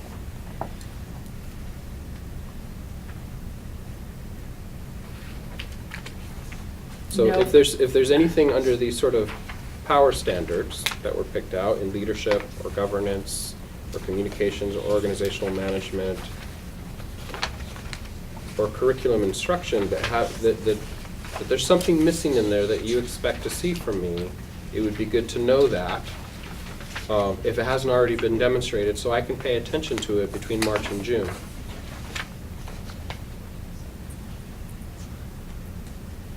Okay. Here's, So, let's use this as our template. And it's fine with me if we add on the timelines as if they're, but I don't, after quickly going through these two, I don't see any difference. Okay. With the exception of this one is professional learning. I And think there's the a first- I think few- I might there's have a moved few- it. There's a few slightly reworded. Yep. One says expand CTE, the other says develop a plan for expanding CTE. I thought I had moved the professional learning into something. Well, they so- may be in different buckets, Yeah, I but don't know. it's the same words in Yeah. a different order. So you're suggesting the vertically aligned Let's form. go vertical and fine with me if we add timeline to it. Well, if you notice, every row's timeline says June 19, except for like two categories, so. Yeah, there's, so. Well, I mean, that was just a throwing out, we could Sure. have changed those in any way, Okay. so So- that was, So yeah. if we, let's, how about we adopt this and now ask, is there anything missing? And go through, and if we have consensus or a clear majority for adding something, or if there's anything you don't think should be in here, we can go there. But- Well, there was still the conversation, do you want it crosswalked with the work plan? I mean, that's what you were saying, that it doesn't make sense because you don't know how. So it this is relates. an iterative work plan. We're gonna Yeah. keep talking about it, That's- we're gonna keep bringing it up, certainly at the cabinet level, senior leadership continually refers to it. You know, it's, you know, you will see sort of what role do I play in this work plan getting accomplished? I think we've tried to capture in there. No, we did, but what I was trying to say is, I know that that was one thing that we had intended on doing to make it a little more connected, and if it's just a piece that we didn't do yet, if that would be helpful. I mean, I think it's worth considering arranging our goals under the three buckets from the work plan, which also coincidentally or not align with standards that you commonly just- see on a superintendent evaluation form, which typically only has 3 or 4 goal areas. So around governance, leadership, and communication, around instructional excellence and safe and supportive learning environments, and then around resource allocation. So those are here in the OSBA Yeah, standards. that and- we Right, picked out. they're just, But- right. but I mean, I think that that's why most of using the the standards information was- is in both, but What- just It would for be me, good- I don't see how Okay. this I- really. But is there some other document, or are we taking Scott's recommendation? So, Well, really, to do that, you're just adding another stripe of color Yeah. here. That's all you're doing. I mean, if you look at where this starts, the first white box is develop the vision. That's 1A. I know. 1B strategic plan. There's Right. just- Yeah, we can it's- reference where in the work plan it is. Yep. I just, it would Number be 3 good is on page to, 4. it would be good to have a superintendent's evaluation that's based on leadership standards and not our organizational work plan Yeah. categories. in addition to the standards. Well, In addition to the standards? What we did, So you prefer this? Yes, You prefer this? yes, Okay. To what? if you're asking. So, I just want to make sure that, you know, we cite and reference 1A, you know, the first row is about vision development. Yeah. The second row is about, so that folks can see the Yeah. apparent alignment. Well, then why not just but organize it under it's, those categories? but it's not, I mean, it is not a one-to-one. No, it's not. It's not a one-to-one correspondence, because there are lines in We could've this put work this much. plan that are not reflected in this. Right. Which I mean, is we could've as it put all should of be. this in there. Right. Because we're not, the superintendent's thing should not be a laundry list of everything. This doesn't that- reflect what I personally am Right. doing. It Right. reflects what Exactly. everybody in this Right. room is doing. Right. So some of these things are summative goals based on, you know, multiple strands of work that, I mean, you are not personally doing every strand of work, but Right. you are responsible for overseeing it all, so. Right, which is what I'm asking for guidance on. Scott Right. has proposed we go with this one. I think Julie asked the same question, probably to, finish the exercise. Is there something missing? I think is the remaining question. So if once we make that decision, I'll jump in.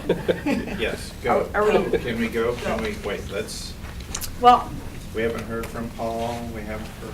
I'm fine going with this to I start. have a question that our responsibility is to do a summative evaluation. So do you think that these standards, as expressed on here, are clear enough for us with Fidelity to be able to do really, as a board, we're supposed to do a formative mid-year assessment and a summative end-of-year assessment. Yeah. Do you think that this is clear enough? So that I we would can do hope that? that if you're going to assess my leadership, that you go back to the descriptors for each of these Yeah. power standards and whether those have been demonstrated. There is already a rubric via OSBA's recommended SUP evaluation and benchmark against those. These are merely leadership actions that are evidence of demonstrating that standard, right? It's the same thing we say to students and teachers. Here's the standard, here are objectives and evidence of that being mastered, show me the work.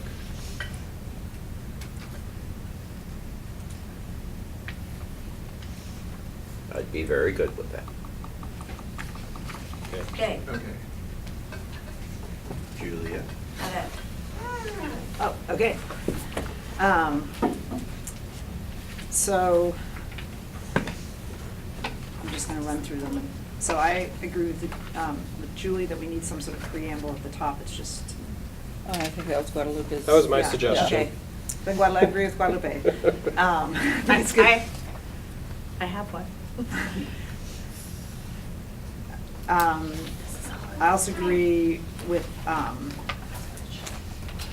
so a couple things, that this, OSBA suggests that we use like SMART, simple, measurable, attainable, and time-based goals. And so I think we need a little bit of tightening up on that, of just how they're written. But you want me to just go through line by line? Okay. Top left, on the vision, the first box, develop with broad community input. I'd say co-develop with the board. I would suggest we link back so that we know which standards we're using. So the first one, leadership and district culture, it's actually 1, 5, and 6. So to reference the standards that we're. I suggest we include the description under each of those. too. Okay, so that first gray box is standards 1, 5, and 6. The next box down that starts with in collaboration, I would say in collaboration with the board and stakeholders. Moving to the right, the box that complete the blueprint, I would just add a 4, that's something like student-based metrics and other milestones and deliverables, so that you want your strategic plan to have metrics. Wait, let me say that again. And number 4. Add a 4 that says something like student-based Student-based. metrics and other milestones. So we should clarify what a traditional strategic plan has, because that's typically a balanced scorecard that is sort of the appendix to a strategic plan. That's So fine. It just not, there's no measurement. You want just not the set of strategies, you want to know what of course. Yes. But the balanced scorecard usually comes after you actually have a strategic plan. So is that the language you want to put there My then? assumption is that's, Yeah. Balanced scorecard. well, you can say when you're developing the strategic plan, what it is that you plan to measure.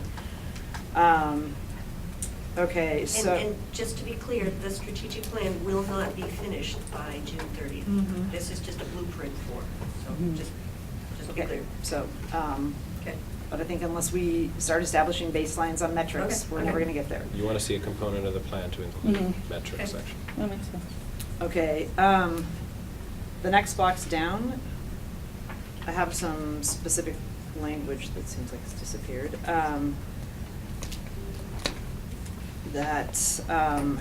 I think we should pull back from the evaluation last year, because we were pretty clear, but it could be something like, initiate communications to and respond to board inquiries in a timely and qualitative way, especially related to issues that the board will be asked to take action on. Another could be provide the board with timely, actionable information so it can make informed decisions in order to fulfill its fiduciary responsibilities. I actually have that written down if you want me to send it to it. And then, Yeah. the next standard, the policy and governance and legislative, that's standards 2 and 4. And I didn't have anything there.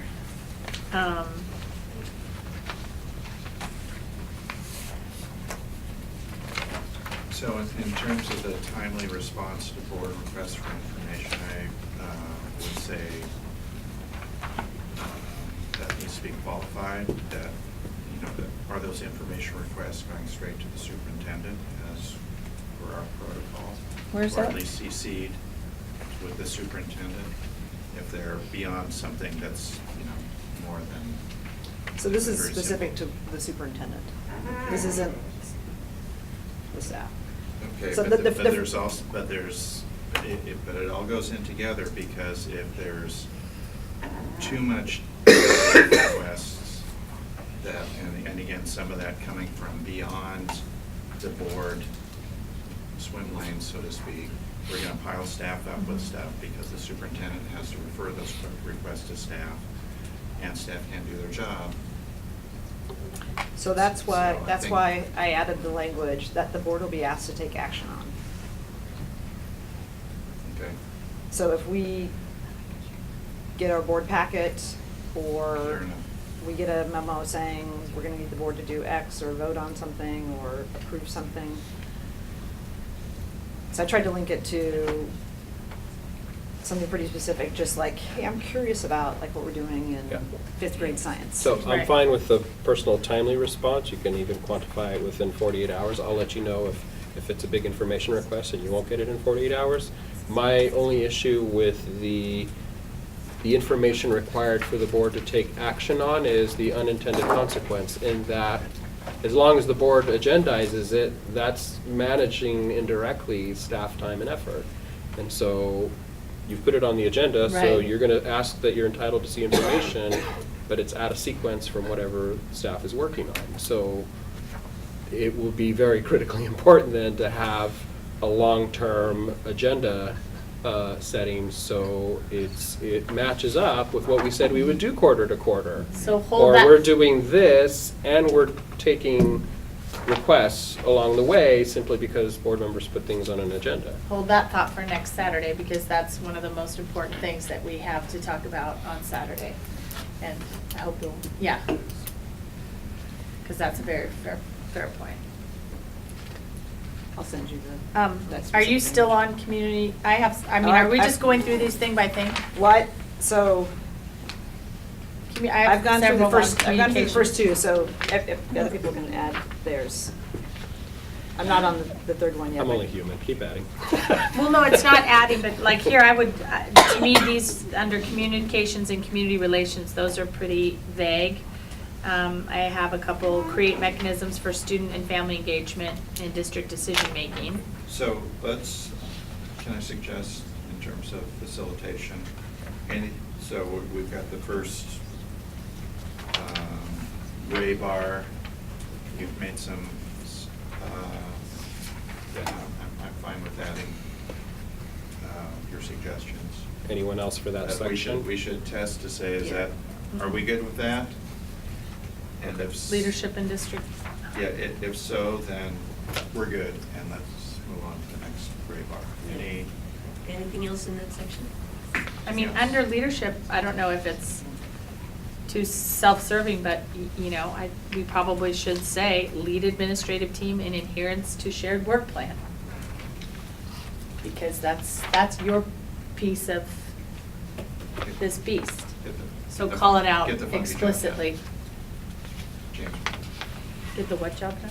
just get the funky job done. Oh. Okay. Which row are we calling that out on, Amy? And we'll just, under the first leadership and district culture, exercise effective leadership, one more thing, which is just lead administrative team in adherence to shared work plan.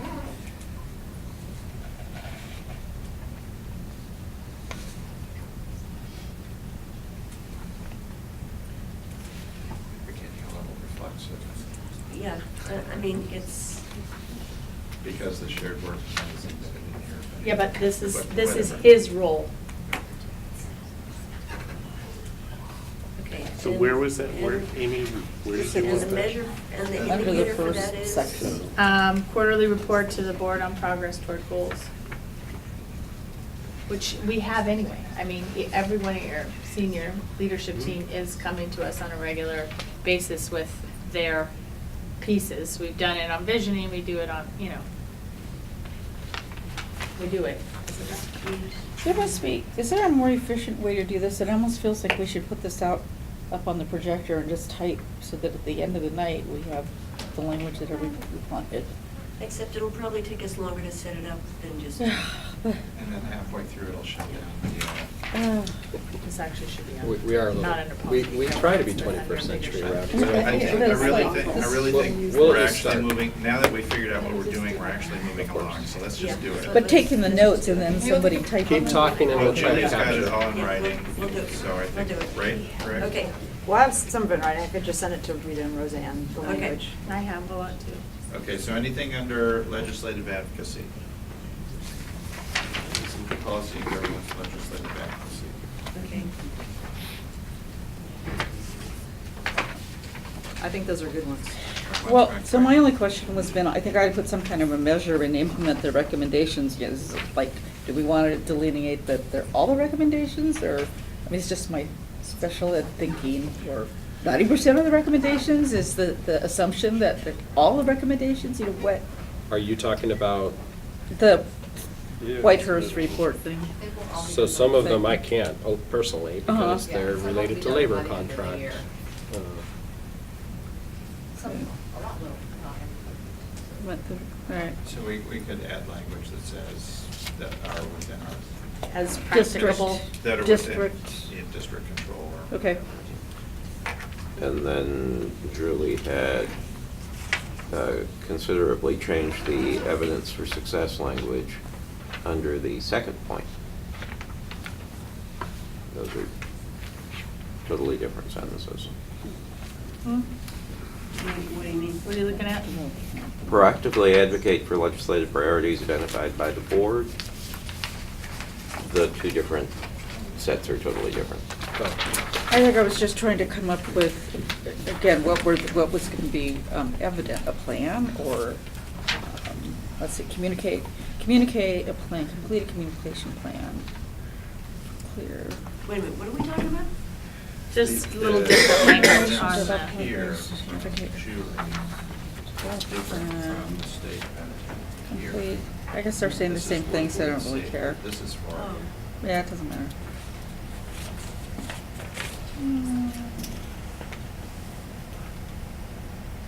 Communication plan. No, I think we want the So- communication plan. Yeah, it's fine, leave it what's on. Okay.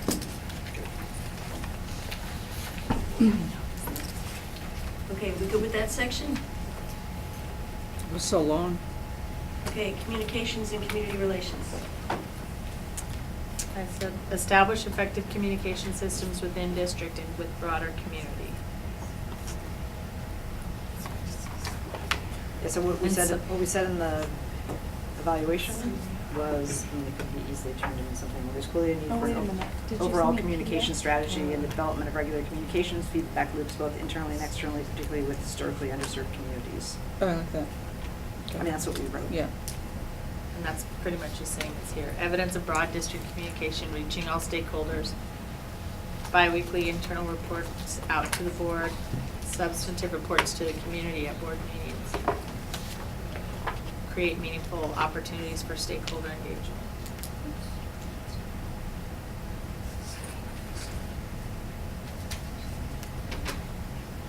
Okay, what did you have? Yeah. Well, this is what we had as a Okay, board. all right. Okay. There's a need for an overall communication strategy and the development of regular communication / feedback loops, both internally and externally, particularly with historically underserved communities. I can take a picture of it and send it to Roseanne. I think that's captured under the goal, establish effective communication systems within district and with broader community. And then maybe some of what you just said there are a couple of specific metrics under that.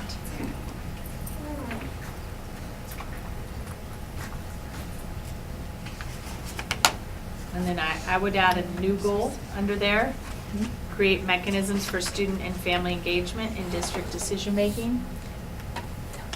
And there's some metrics. Okay, is that on the work plan? Yes, launch a new Office of Student Support.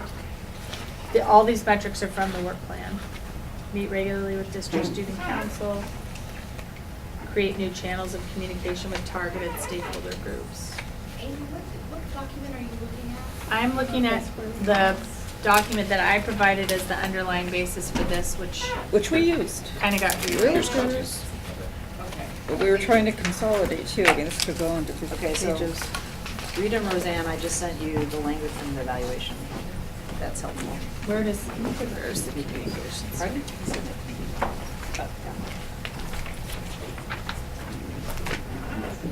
I guess on the, yeah. So you have a whole section on the work plan under, this comes under building community trust and student voice and leadership. But we're sticking it under communications and community relations. So I have a question. There's a lot of language being thrown out. I don't Okay. know if we're Yeah, capturing yeah, that. I agree. I might need to. Do we need to have staff stay for all of this? No. So we were to discuss the work plan, which is why the staff is here. I'm just wondering, this is, Okay. Appreciate that. Okay. Okay, Um, can I Okay, ask the a only question? change in the work plan has been the addition of a few elements on the board lines, right? and I'll just pass something around. I made very minor other suggestions to yours, Scott. They're just for consideration. They're teeny though. I do not have substantive changes to this. So I'll just pass, I mean, Am I adding things? We got it. Wordsmith. I think so. I just added it. It's I don't the know stuff what in to red. I add. took yours and I Wait till we just, finish this and then we'll come back to this, because we have to. It's not a- Disagree on this. Oh, what are we on? Work plan? I think we're taking a little break here and we're going to the work plan. Is that what we're doing? Yes, we're, we gotta put staff out of their misery. What about us? No? I hear a bunch of them claiming they have foot mouth disease, and would somebody just please shoot them? Or measles.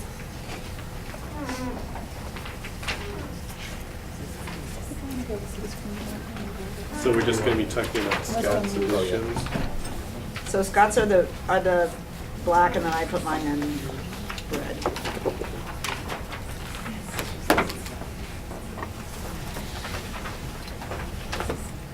okay, so the black are already in, right? In the Yes. version we have. And red is not.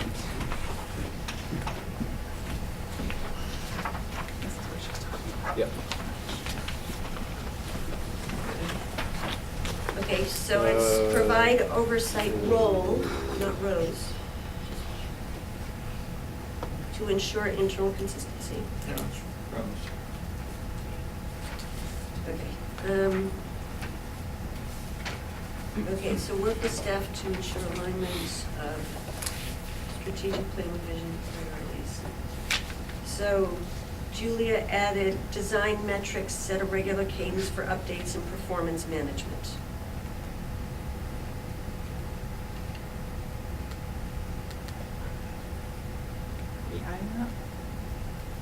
Specifically as it pertains to the strategic plan. Right. I mean, best practice is you're checking quarterly on, Well, that, I mean, that should be true of all of our goals, all of our strategic priorities. well, once we have a strategic plan, that should be the guiding document versus having a whole host of random. Okay, so this is by June. We're not gonna have that. Are we gonna be in a position to design metrics? We're not gonna have it Well, adopted. we just talked about this. Yeah.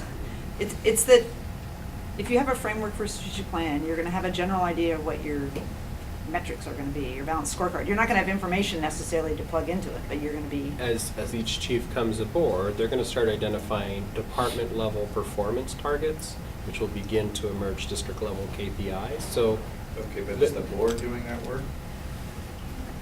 Yeah, this is in the board. Okay, well, this is, Oh. it should be co-design. I mean, we should be, setting the metrics is a, No, it shouldn't be co-design. Our metrics should be, are they actually meeting their metrics? We're not designing,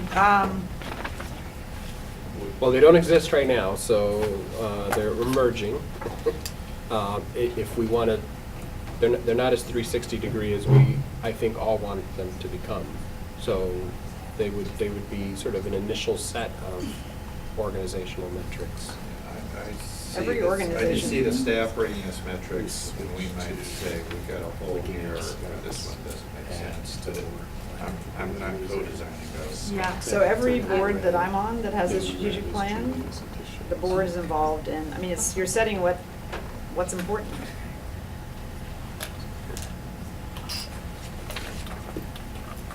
No, the They're doing the work. strategic plan is the what, and the metrics are the how.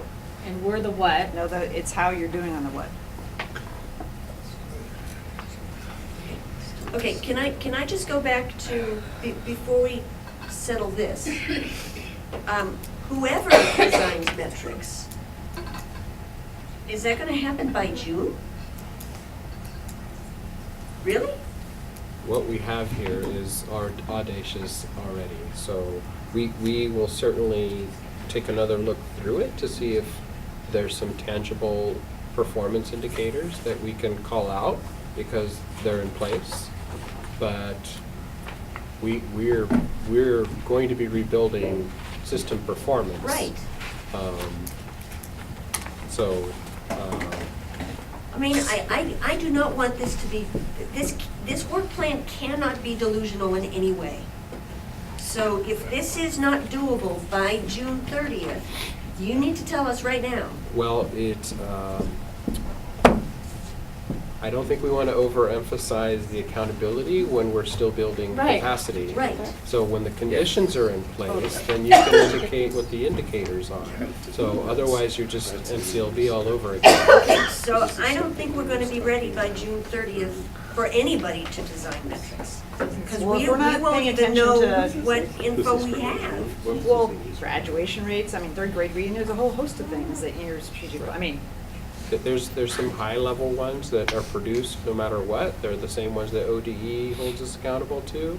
That's what I'm saying. There's that initial set. I hope that we actually look at indicators that go beyond an endpoint, but that actually measure growth, that measure sort of things that are valuable to us, Right. like So the let's things talk that about how already many arts exist don't need programs to be get launched. designed. Let's talk They about how many already health exist. clinics get then opened. Let's name talk- them, Oh. whatever, identify, maybe is a better word, identify. Okay, so, but let's take a step back, because we're talking about our goal for this by June 30th is to have the framework of a strategic plan, not the strategic Right. plan. Right. Correct. So Yeah. I think Right. having the metrics for a strategic plan by Right. June 30th is really It won't even be premature to say that. articulated by then. I'm just saying, That's- we have yeah, some right. basic things that we're measured on every year, whether we say we're measuring them on, measured them on or not. And it just. But this is in the context of strategic plan development. We have under ESSA, ODE district and school level report carding and accountability going on. So there's at least those. But we want to go a little bit beyond that, obviously. Right, And so you we're- could just drop in the ones we already have and you can build off of it. Well, we can have that discussion later. Right, But just- I'm good with refined broad parameters at this point, informed by vision process.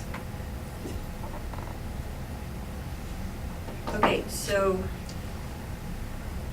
Rita? how about, hang on one second. How about we take out design metrics? How about we say set a regular cadence for updates and performance, updates on existing performance measures? Because that's, I No, mean, we this have is what we the have. This is about the strategic plan. This isn't about reporting. We're gonna get reports on the Okay. graduation, right? We just got one. Right. Okay, but This is in the context of the strategic plan where we come up with a plan that has objectives and that will have metrics of some support. We can, when we're ready for that discussion, we can argue how much of that is fully developed or not. so by that time. But we're not gonna do that by June 30th. Sorry. I'll just say, I'm 2 years into my board service, and I think we should have some identifiable, like at the end of the year, what is it that what is this all moving towards at the highest possible level? I mean. Build a it's- functioning school system where the conditions are in place at schools to produce better outcomes for kids, but we don't have those mechanisms at a high level in place. We can think spend the answer to time that doing question that, is but these it's three not the work that categories. needs to be done right now. The work that needs to be done right now is that development of the strategic plan. And when we get to that point, which is not gonna be by June 30th, then we will do exactly what you're talking about in some fashion or another. But we're not there yet by Right. June 30th, and so we shouldn't, there's a whole lot of stuff we're not gonna have by June 30th. And that we should have. There'll be some higher level milestones, similar to everything I've seen historically in PPS, at a minimum, attendance, suspensions, grad rates, proficiency rates, et cetera. But we want to be a lot more well-rounded and thoughtful than just that. So I think that's easy enough. Okay, so if we go to the bottom of this page, 3G, system performance and continuous improvement, you added agree on a milestone dashboard aligned with the developing strategic plan and the state audit recommendations. So you can, based on this discussion, you could take, I mean, it sounds like people don't want to set milestones, but we are gonna need to, I mean, the state audit, the expectation is in the next six months that we produce an audit plan and that we actually are actively implementing. I mean, We already are actively implementing most of what's called for by but recommendation. we're gonna need to provide evidence for the board pieces of it, and the audit committee has started, but. We're going to follow through on those recommendations, just like the Whitehurst ones, but I'm frankly not guided by anything in that audit because it doesn't tell me anything about district improvement, nor was anybody on that team qualified to offer that kind of advice. Fair point.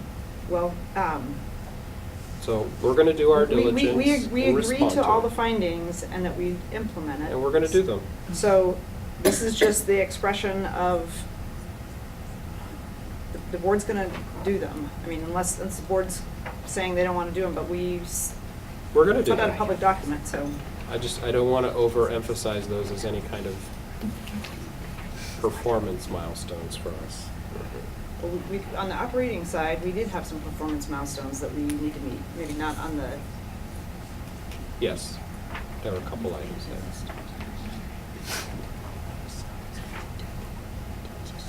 So Okay. that phrase just needs to be reworded and simplified. which is fine. It can be wordsmithed later, I'm fine. Okay. All right, so let me go back to the design metrics. Can we take that out under the strategic plan development? If that's what people want, then take it.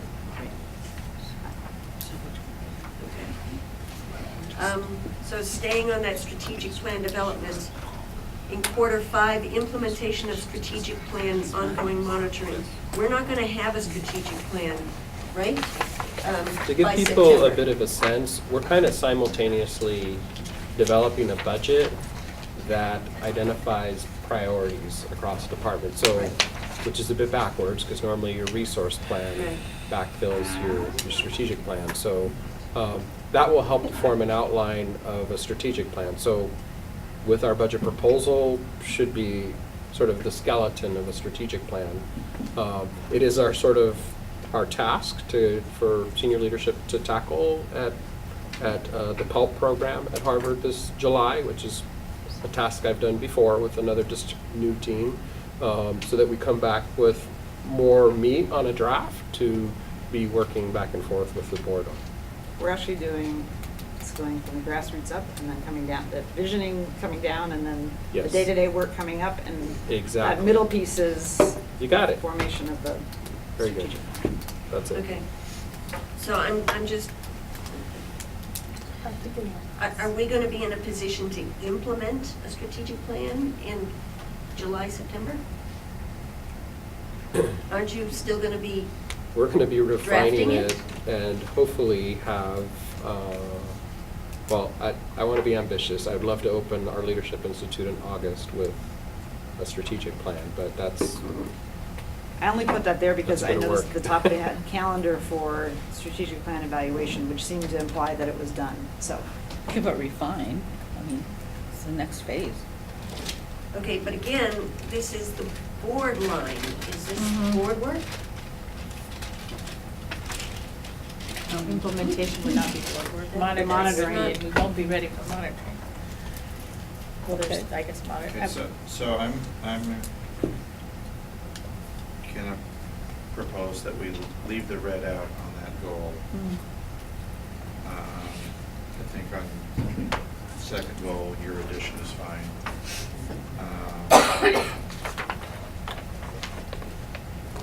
And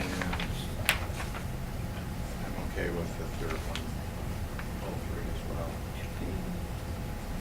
Well, milestone dashboard, is that part of our work for this quarter? Or is that I don't- what's the right timing for that piece of work? what I hope we do is we do an end of school year report out that is an initial scorecard, right? For whatever metrics we can collect at that point. And that keeps getting refined, but, When do you want to have that discussion with the well, board? as soon as we have all the data collected at the end of the year from student Okay. assessments and, So you're suggesting Climate stuff, that's quarter five or Yeah. beyond. it's kind of an end of the year roundup. Okay. I like your additions to 2B. Thank you. So at what point, so this is the first part of this is agree on a milestone dashboard. Well, it's agree on a milestone dashboard. When do you want to have that discussion on the board for what's in that dashboard as opposed to presenting? Well, there's what we can put in a dashboard and what we can agree what we want to build on for the future, but, I don't see how a school system, we're not gonna be reporting out at the end of the school year on something. So I mean, We it are, just that's seems what I like just said. it happens, right? Right, but which quarter is that going to be in? It's going to be in the fifth as soon as we quarter, have all the end of the year student data to synthesize. which is going to be July, August, September. Well, we won't have summative results, right away, but we will have most everything else in the month of June, early July to report on. Okay, so we're talking quarter five, not quarter four, three. So you can just move it to the right.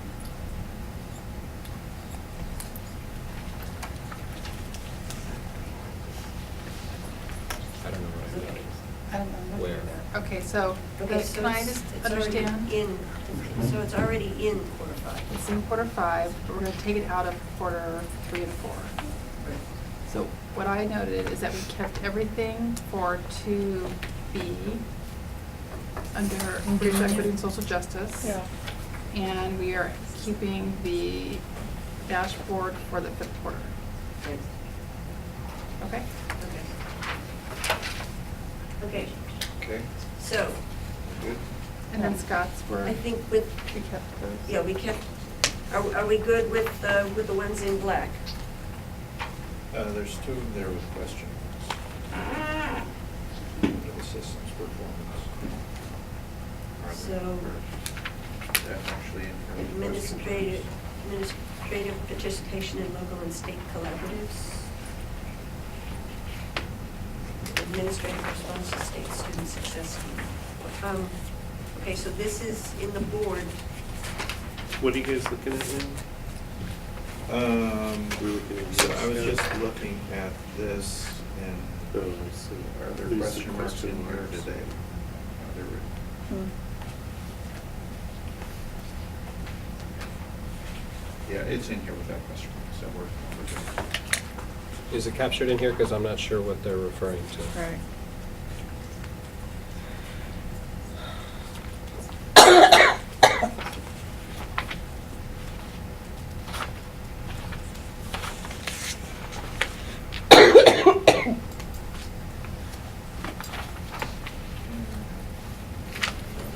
So is this monitor plan : are these two things what we're monitoring?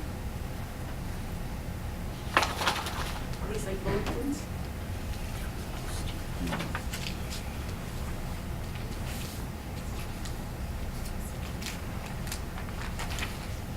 Oh, here. So we're on 3G, right? So I'm seeing activity over the first 2-3 quarters, which we have been involved in. Higher eds, alternative pathways, etc. So in the second quarter, what you have down is administrators will actively participate in local and state level collaborations to inform district work and focus areas, e.g. teacher pathways, etc.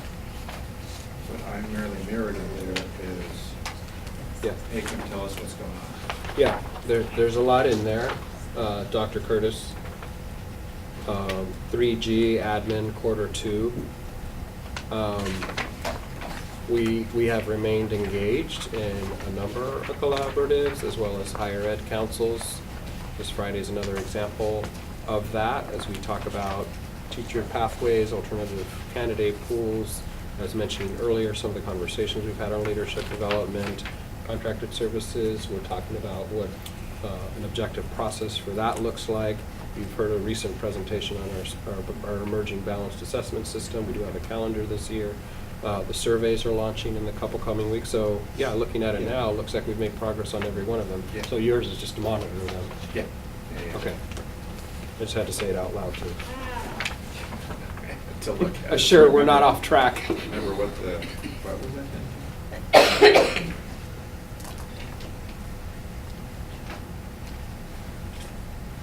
Someone's standing.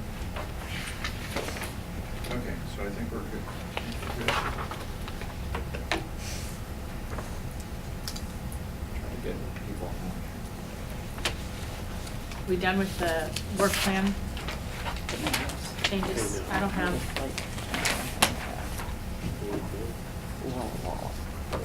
So much.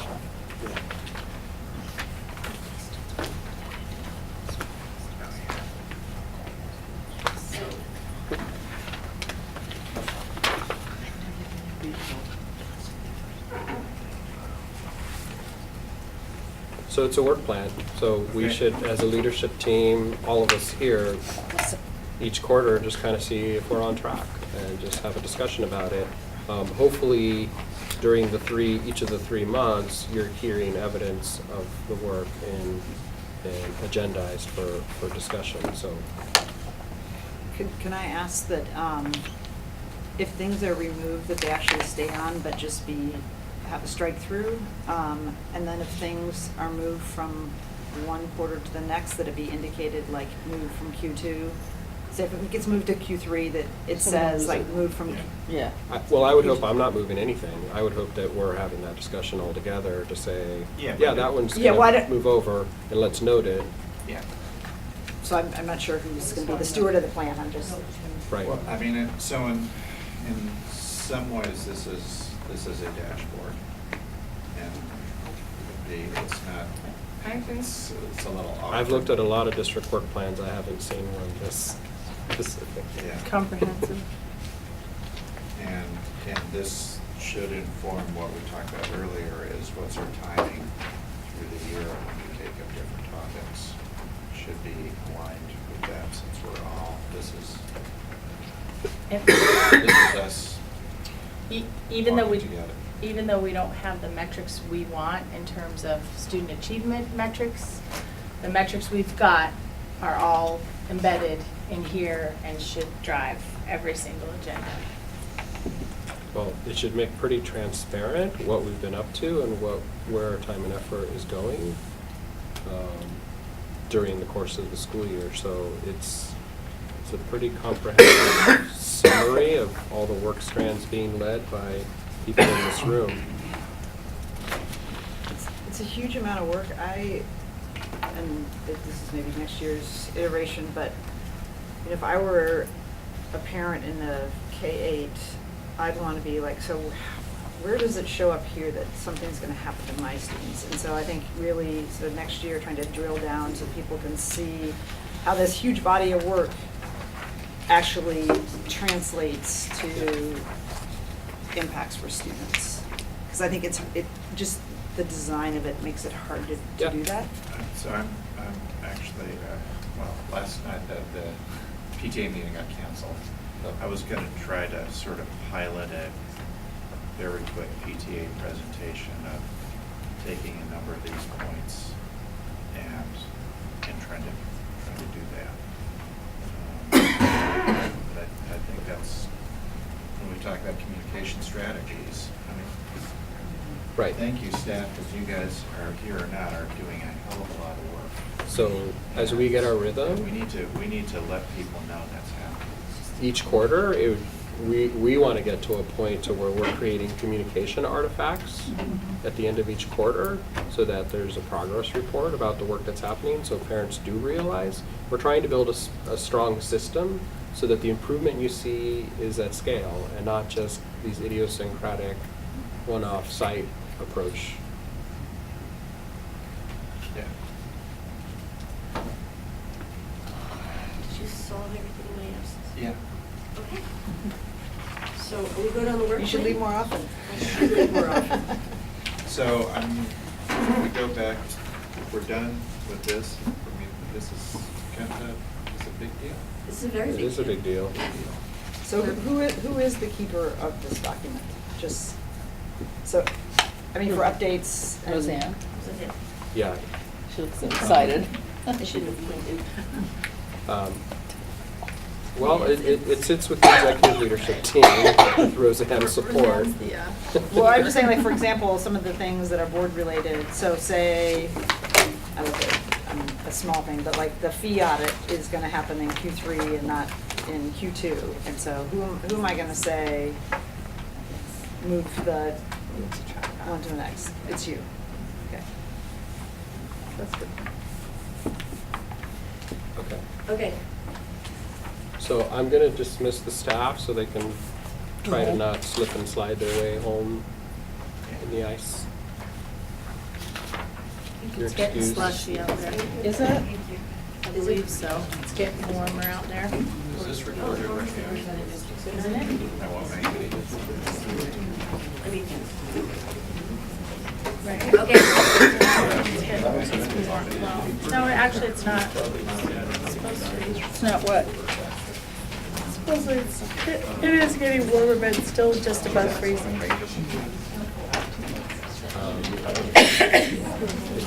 Okay, Do you want to so, keep plowing forward or? Yeah. Okay. Did you want to try to edit the document as well tonight?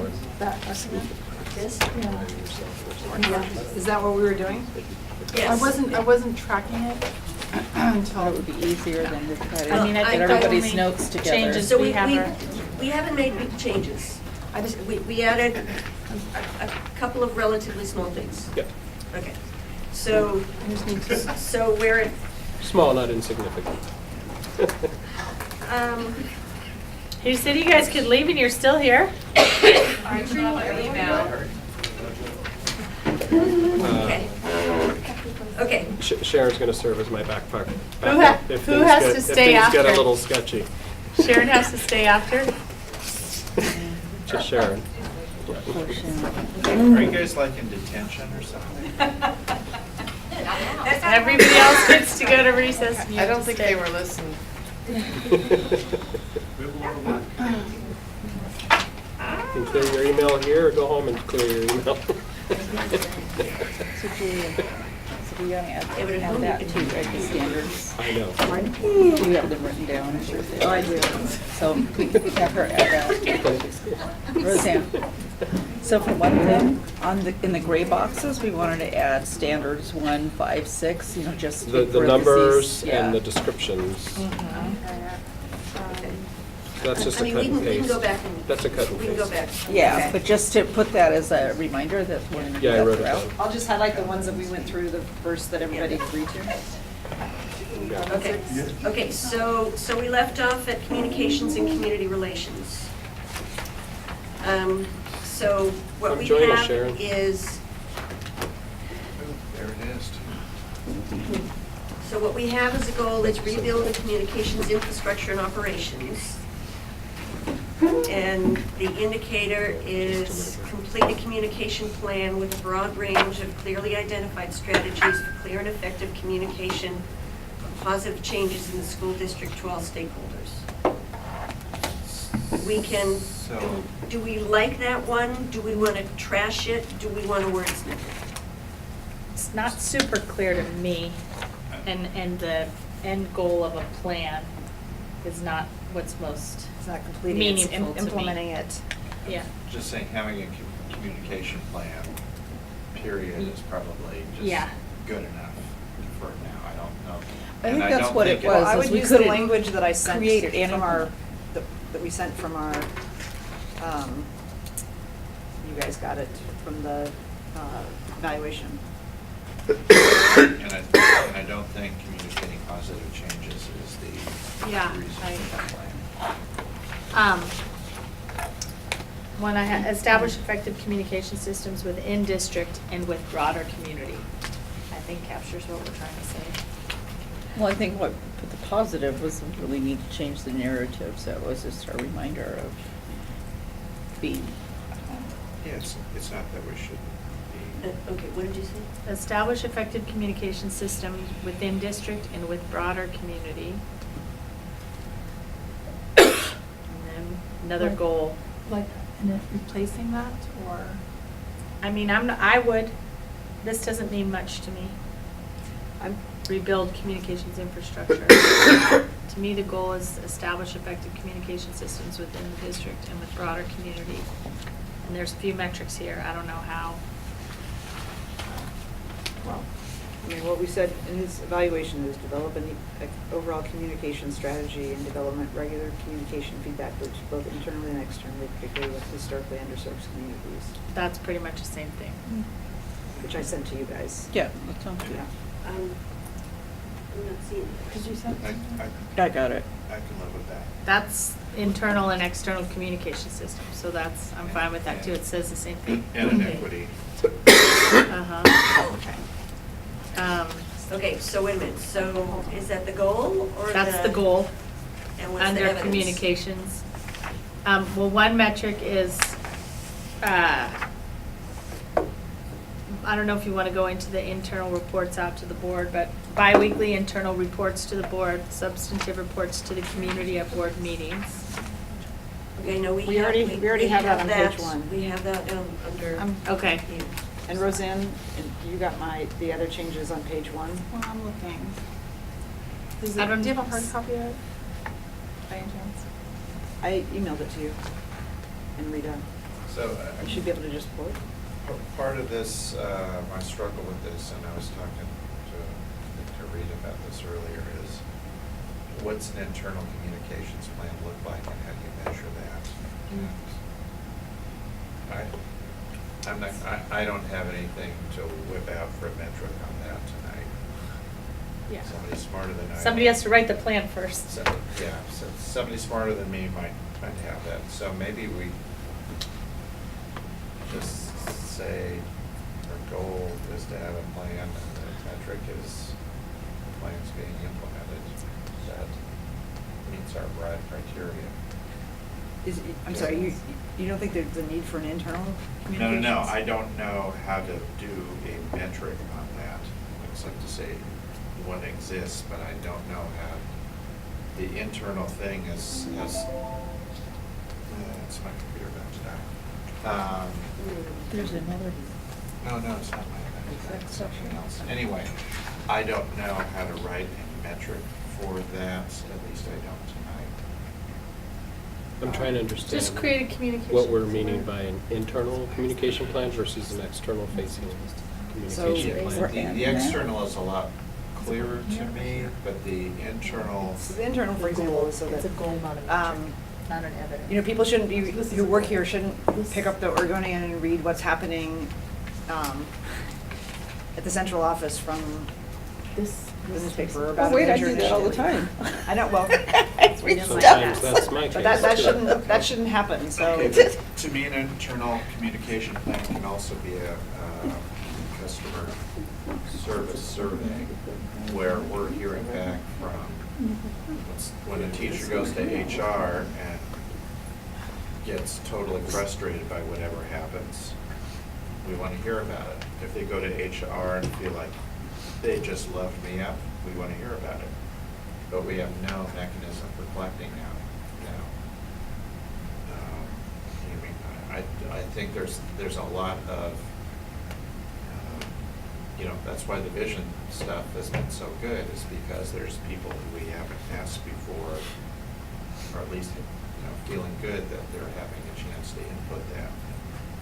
So that's one little piece of it, but there's a lot of other pieces to that kind of, if students are students internal or external, I don't know.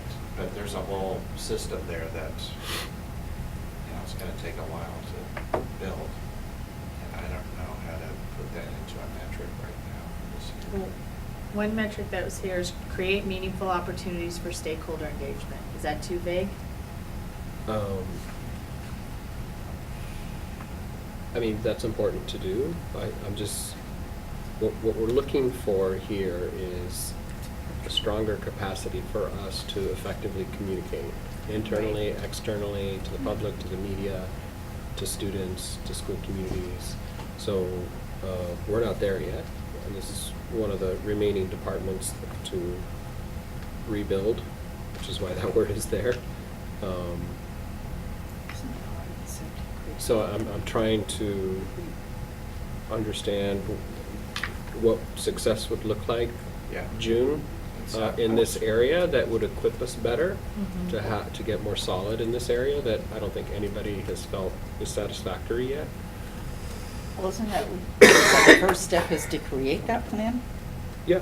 I mean, Right, which is why completed communication plan is Yeah. here. So, and a plan will include sort of what are infrastructure changes, for instance. So a couple of things that, and again, it's fine that they weren't in there, this isn't, but when I thought about this earlier,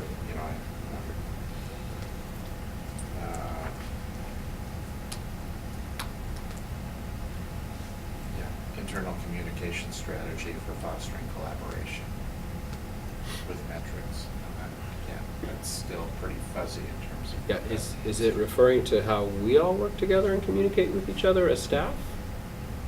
I think that's part of it.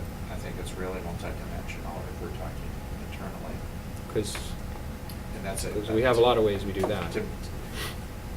But again, is that communicating to? This is or- internal. This is or our own internal workflow and communication. Is that getting input from as well? We're talking about two different things. Yeah, we're talking about two different Internal things. and external. No, but I'm talking about, He's it's wanting to one know if thing it's to two-way. communicate to Right. Sharon about, by the way, I mean, I there's have. no school tomorrow, and one thing to get feedback from her, what, are you kidding me? There's half an inch of snow out there. What are you doing? Well, here's the difference. This year we have a process. We gather, we set up an No, ESC. I'm not talking we- about that particular decision. I'm saying, do we have a system in place that's both getting information out and getting feedback in? To me, communication is both of those. Yeah. I mean, one thing I wanted to see in this category, is create meaningful opportunities for stakeholder engagement. And then this is similar in terms of input and, create mechanisms for student and family engagement in district decision-making. And we have something around student voice under organizational management. For me, personally, I think it is more community relations. I mean, it could be either one. But I would like to see under communications and community relations, something about mechanisms for student and family engagement in district decision-making. Which number letter? Well, under communications and community relations, Just trying to understand the expectation, because I don't have any more hours to give. Here's what's going on right now. Right. A pretty comprehensive, involved in planning and execution of a visioning process. I'm coming off of at least a dozen pretty big community meetings with every multiple pathways program. We have work that we're doing with Access. We have work that we're doing with Bridger, all of which I've been to.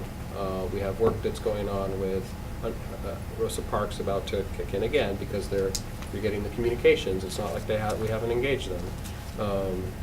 So, And the school climate survey. and the school climate survey that is establishing a baseline for the first, there's a lot going on right now, and that doesn't even count all my evenings spent well, that out means you just with killed this metric. underserved communities and, Right. diverse So it should stakeholders. be there. It's, not everything that we're talking about is something that has to happen in the future. It can have already been completed. Sure. Right. Don't you do that with to-do lists? That's certainly what I do for my students. Okay, I just want to make sure the language sort of Yeah, captures. it's not just because There's it's. been a lot of engagement. Is it ideal at the level that we want it to be? No, of course not. Do we want it to be two-way, all of our ongoing work? Of course. I think that's a great But example. right I now, think we're the needle's in the red in this area, so, and it's never enough for our communities, so. Well, just because we're calling it out Okay. as something important doesn't mean that we think it's unsatisfied. Okay, But I so think it should be explicit. create mechanisms for student and family engagement. Is that a metric? In district decision-making. It's a, Or is it a goal? it's a goal.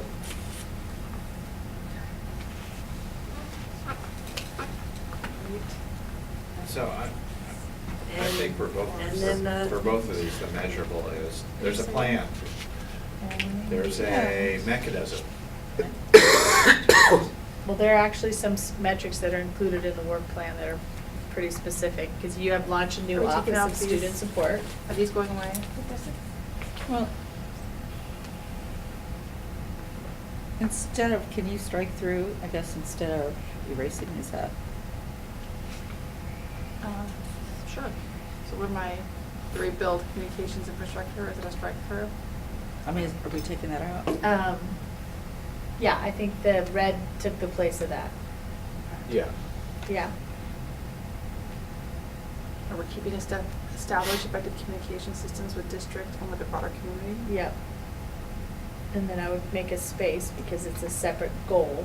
When you get to create mechanisms, that's a separate goal.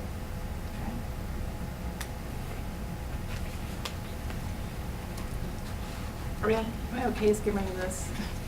Yeah. Yeah. Yes, we've acknowledged it was there.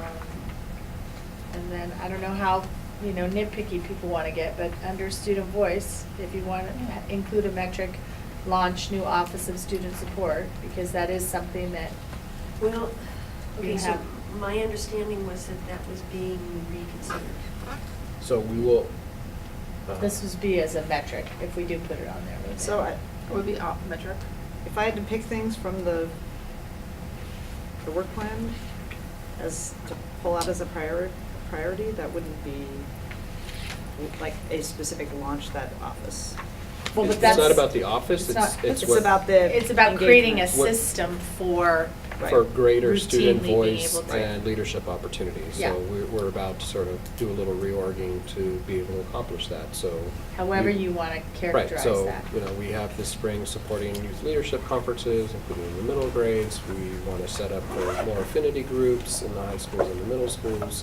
We want to repurpose some of our student advisors who are very youth development oriented to help lead some of these efforts. We are working with Nick to bolster some of the work that they want to do as a district student council. So, you know, it's beginning to give shape to what student engagement and youth leadership can start to look like in PPS.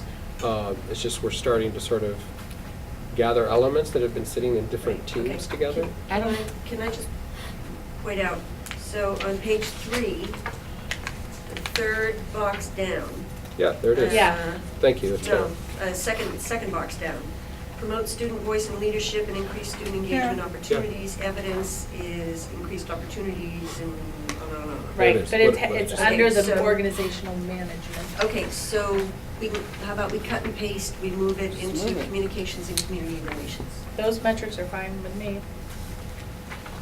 Works for So we me. just move it into a different So category. both of these?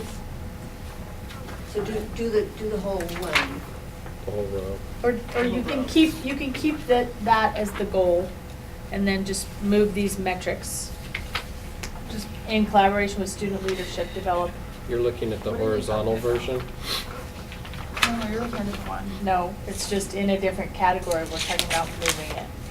There are differences in the content There are of those differences. two. We're moving Might this be row easier to to the just communication rewrite it. standard to the page before.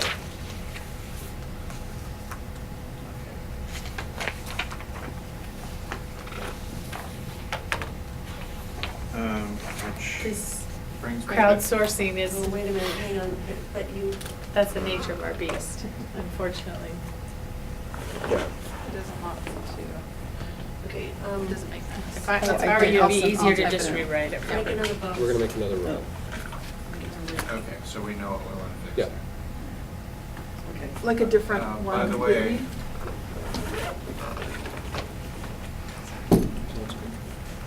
By the way, what?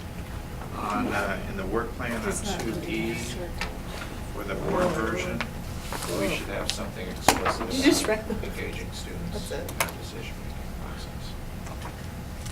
What'd you say, in the work plan, what? So in the work plan. Oh, on the board, 2E boards is student thing. voice and leadership, and besides working on the policy, we should have an explicit plan for, oh, you know, on this decision coming up that the board is gonna make, we need to engage students Yeah. on that. Can I try something? And Hopefully we'll make see Nick that. accountable. Say what? Make the lead. Hopefully we'll see that with the student resource, the school resource officers next. Isn't Right. that just go to table? You just type it in.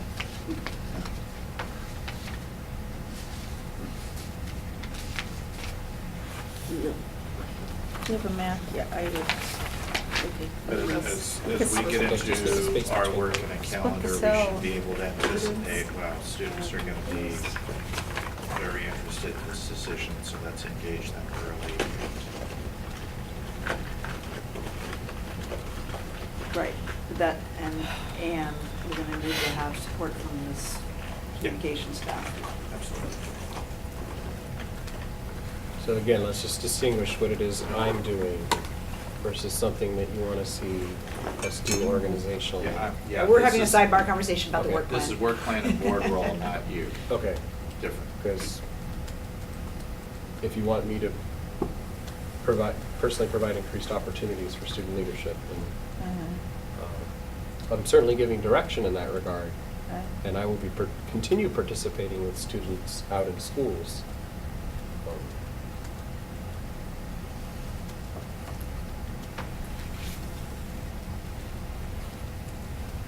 Okay, so the red in there. It's more on the I first think that, page. wouldn't that go under maintain a productive working relationship? Oh, that's with up regular- above. Yeah. That goes up in the, It was the third full, or the third. She's not listening, she's busy on something else. Okay, that's fine. So, Right. but this is in the right place. We'll fix it. Okay. I will pay attention in a second. Okay, no, that's fine, I just, It just okay, needs to are be we moved. okay with communications and community relations? Can I take that out as a voice? Yes. Because you're reading it and then. Okay. All right, organizational management. So if my visibility out with community, civic, and all other groups I spend a lot of my time doing isn't important, I will free up that time Oh, you mean because focus it's on not other reflected things. there? Right. In term, there's nothing around community relations? So, Well, actually, we did call it out in the. is it somewhere? Hey, Roseanne, that red goes What does in that the go? third box from the. I mean, that could be considered On the a first page. communication system with the broader community. Part of that implies that you have to show up. In that Correct. first one. This one? Yep, No, third box. third box to the right. This one? Yeah. Well, why did that work? Because, okay, all right, so, okay, so go back to community relations. Do we wanna, I mean, do we wanna add a goal of, I don't know, to maintain good relationships with community stakeholders, something like that? I can't promise you that. All he was talking about was showing up. Maintain communications with. I think it's important to note somewhere here that part of playing the role Right. is to be visible across a cross-section of communities and stakeholders. So Yeah, let's add that as a goal. if that's not a value, then I'll free up that time. And the That's a lot of metric is hours. everybody loves you. Pardon me? The metric is everybody loves you. And, yeah, and the concrete metric is, what are they saying in the newspaper? No, it's the, How many grilled chicken dinners did you eat? Yeah. how many Okay, so- Facebook The- surveys? Yeah, okay, so. add that. So a third goal under this would be, maintain a. Visibility or maintain a visibility. positive presence in the larger community, something like that. Yeah. What did our recent candidate reference say? Will not be an embarrassment Will not to be the an school. embarrassment to the school. That was an actual Yes. candidate reference. That is That's one right. of their strengths? Well. It was the endorsement. Yes, the endorsement will not be an embarrassment. Oh, you mean that was a recommendation? That was the That was- standard. that was bar. the- Yes. Wow. But, Okay. you know. We it's decided we not could that shoot far. higher Wow. than. Our reference will checks, not be an like half the embarrassment. questions are like, you know, I mean, they're Right. bad. Yeah. What's this person gonna say when there's a microphone? So maybe just a sentence in the first one, which is leadership as the standard, where it refers to my own professional learning. Maybe just a phrase there around maintain, but represent the school system positively. Positively represent the school system. Yeah, So Yeah. going back to the. whatever that. Evaluation, under, at the very beginning, we also had the board and the superintendent committing to restoring the relationships that were frayed in the process of the middle school transitions, as a specific call-out. So So that would be like Ockley, Tubman, Roseway, and Access, then Pioneer. the programs that were displaced.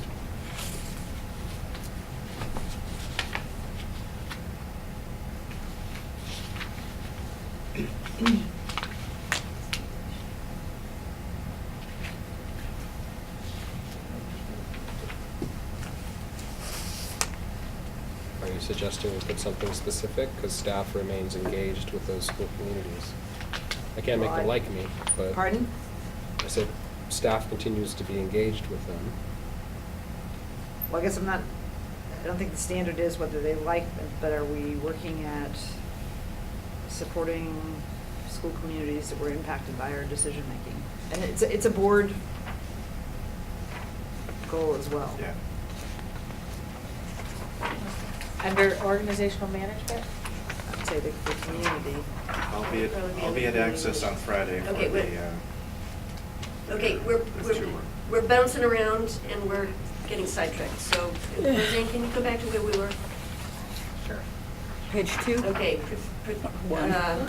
Positively represent the school So system. 1. Are we okay with this? I'm okay with that, and I was suggesting that we follow through on what we had the evaluation, which is restoring relationships that were created in the middle school process. I don't remember that in my actual evaluation. Okay. I It's on wouldn't page. elevate that. It's on page 3, 3? third paragraph. I wouldn't elevate that to this. I think that there's a lot of things that are that level of urgency.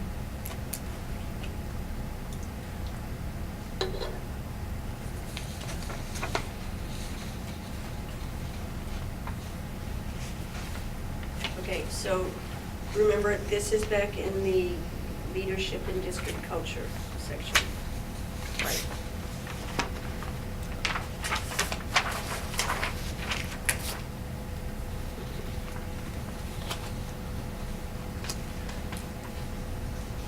Is this leadership or is this on communications and community relations? That's my question. So maybe we actually move down that positive representation down to community relations and add something in reference to, Yeah, maintain a positive presence in the community. oh, okay. Okay, so, and to rebuild trust. I'm not rebuilding it in every instance.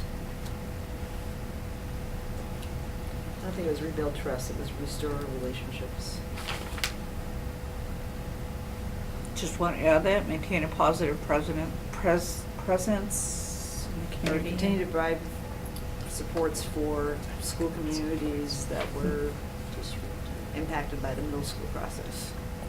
How about building trust with the district and school communities that have not been paid attention to? Because that's what Yeah, I- because that's. Because I do spend a lot of time doing that. Because too. that's part of my problem Yeah, with just it's- calling out the middle schools is it's like, how about all the Title I schools that have never. I'm not just calling out one thing, I'm just reiterating what we as a group said to Guadalupe. But there are other things that have happened in the interim. and Right, so you there can are make, many- you can there make are it many- broader, but I yeah, just, make like, broader. I'm just, Okay.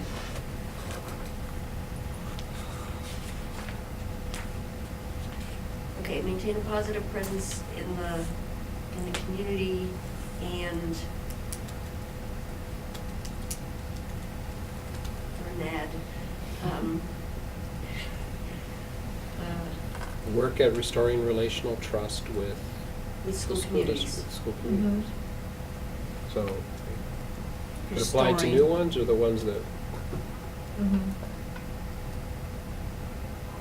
Oh, no, that's. About building no, relational trust. yeah. And How about Creating creating? it. build Creating? relational trust. Creating relations? Restoring, building. Well, I don't know, I don't know if it was there to restore. yeah, I'd I say just build. creating. You want to create trust. Build, yeah, or create. It was already tenuous. That's fine. okay. I'd say build, because that can be built upon or build from scratch. Okay, so evidence, That people like him. That's, we can't ask for that stuff. well, he's working at building You relational propose trust. that. It was- I mean, it's presence and engagement and school I communities. try to make sure that I'm visible at a variety of different Right. kinds of Um, school communities. You know, it's not Attend just Thrive. events, it's not just performances, Mhm. it's athletics, it's Mhm. parent groups, it's parent coffees, But it's active presence at a wide variety Yeah. of, in a cross-section of, or a wide Just variety. turn of- in your calendar. It's all there.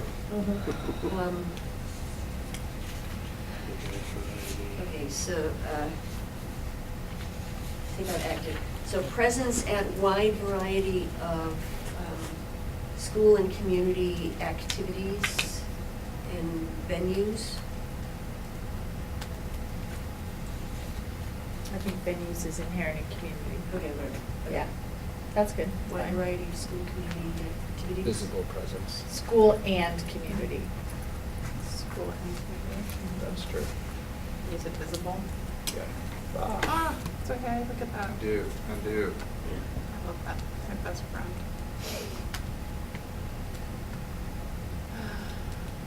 Okay, so. Okay, we good? Yeah. All right. Okay, organizational management. Support a safe and positive learning environment for students and staff. So it's actually standards 4, 7, and 9. But I wasn't quite sure here because it looks like actually that's effective resources and personnel management, which somehow got smushed out of, which seemed rather like large areas to not have called out. What is communications? Sorry, did that make any sense? I can't hear anymore. What was the Tired. standard for communications and communications? So that standard, organizational management, is actually, if you look at the OSBA standards, it's effective resources and personnel management. But we don't have that anywhere else, and so, I don't know, so if you look through this, there's nowhere we're prioritizing any of either the bond or the financial management of the district. Yeah, we are.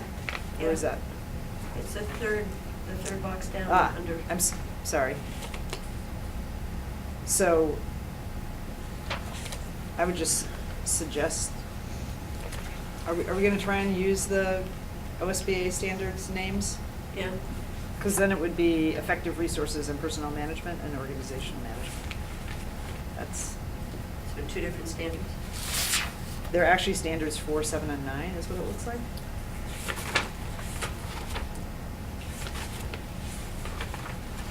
Standard 4 is effective management.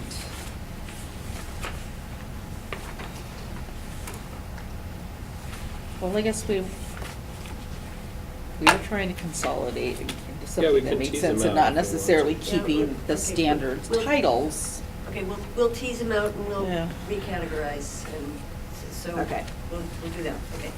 Let's go through the goals and the measures and see if we, okay, so safe and positive learning environment, we've got the culture and climate surveys, develop MTSS, and develop a framework for district-wide PBIS. Julie, you took out MTSS. Well, I put it differently. I had developed a district-wide PBIS system as part of the MTSS framework.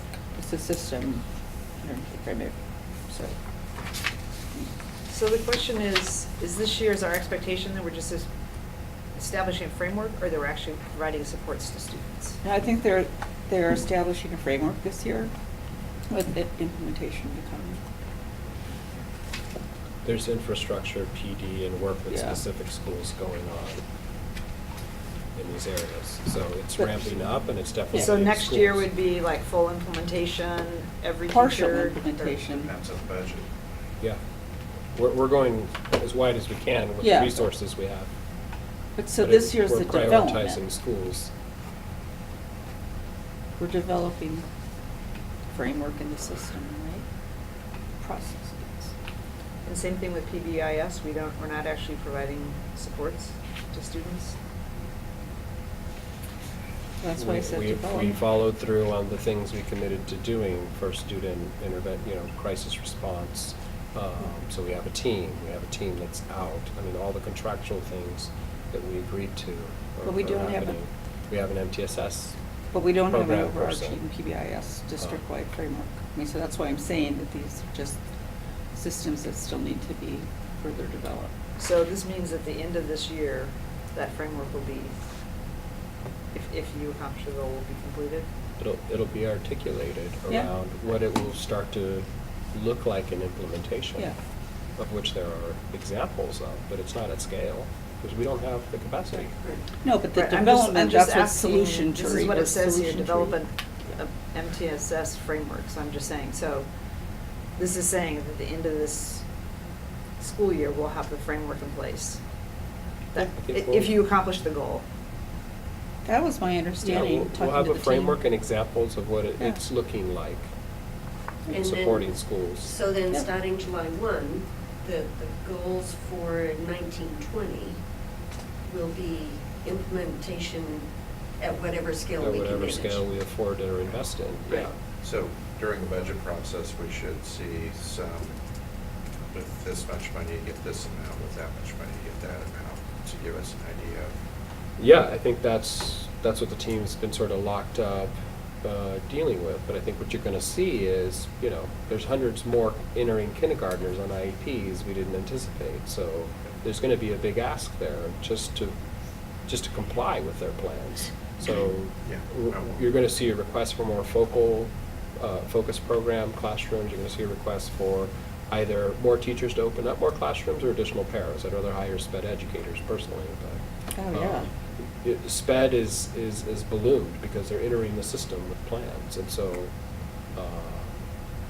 we're going to have to deal with that. We can't we have to. So Okay, we're getting, yeah, so, okay, is this language okay?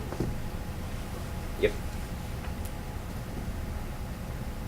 Yeah? So again, I wanted to put under, I think I put MTSS further down under curriculum too. So this one I was just trying to say, this was behavior, here's the PBIS system. It's going to be part of that bigger MTSS framework. It was subtle, but we weren't developing the MTSS here under behavior because it's, the triangle has two halves. yeah, Is what- right, both. And under curriculum planning and instructional leadership, there's a thing on MTSS. Yep. Okay. Okay, so are we good with that? So the next box is support targeted school improvement efforts, develop a differentiated school support and interventions model. Oh, wait a minute. Can we go back to the others? Wait, So, I thought we were looking at the whole, instead of going through one by one, we were saying, are there additions okay, or all right, changes okay. in language to this Okay. whole section? Okay. so I want to keep the one line, develop a district-wide PBIS system as part of MTSS framework, instead of splitting it into two that's on the horizontal, the vertical one. Where do you want this statement? Do you want to take out these two and put the one? Yeah, it just makes more sense. You mean you want to combine those two, not this? You just, No, I had it on a different document. It is kind of combined. Develop a district-wide PBIS system as part of MTSS framework.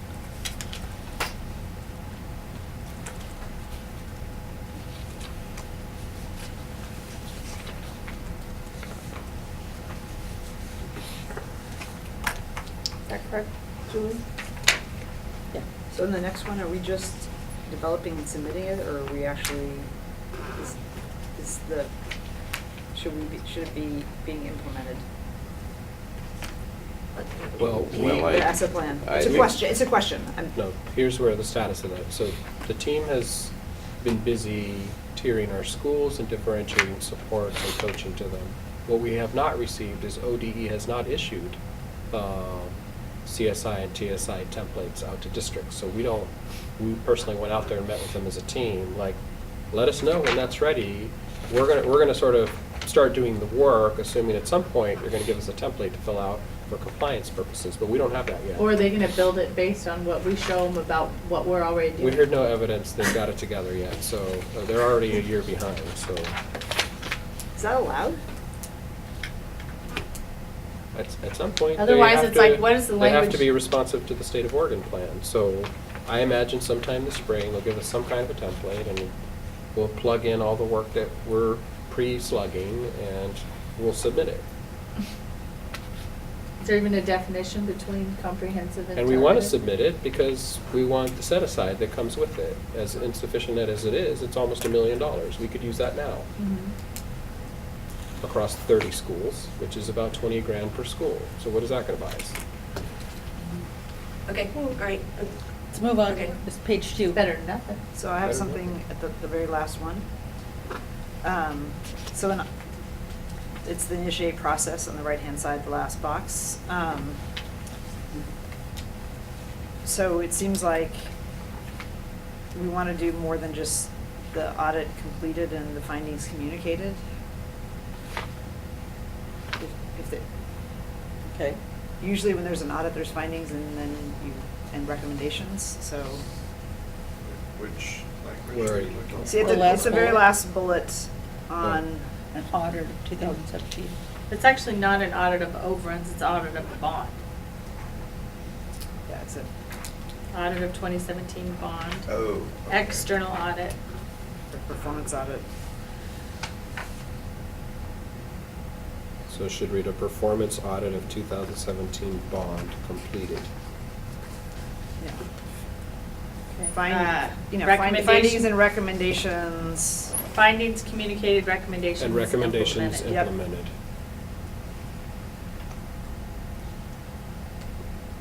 Assuming we have those and they're doable for being completed by June.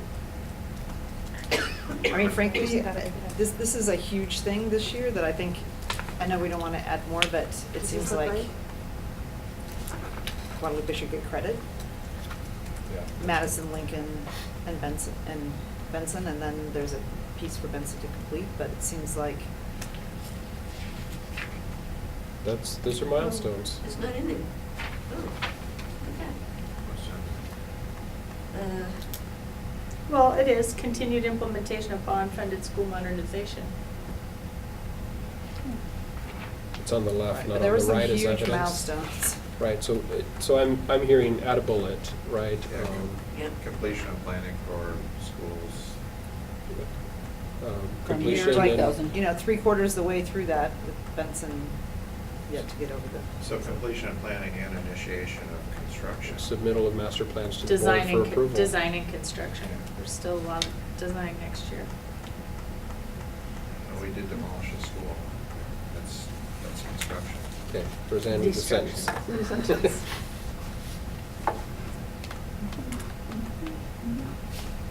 Um,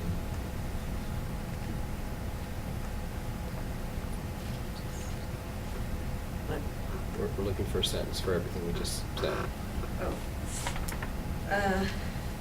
completion of design work and initiation of design work for Madison, Lincoln, That's- Kellogg, yeah. and Benson. Initiation of construction of Kellogg. Construction. Construction. Is Madison going to start in June? Design work No, not really. I mean, Yeah, I don't think we're they gonna be, can't start before the end of the it's school more year. all the pre-construction. Madison, Lincoln. But those are huge milestones regardless of whether the construction. And approval of master plans for Madison, Lincoln, and Benson. Does that make sense? Or is it Yeah. more than that? Kellogg as well. Kellogg. Well, is that different from completion of design work? Completion of design work and board approval of master plans for. Well, then how about just approval of master plans for, and approves the design work? That's true. I think we're good there. Completion Well, of actually, design work. master plans don't include they initiate the design work. Okay, so approval of master plans for. Yeah. Actually, Completion of master plans, whatever. you'll be at completion of design for everything but Benson.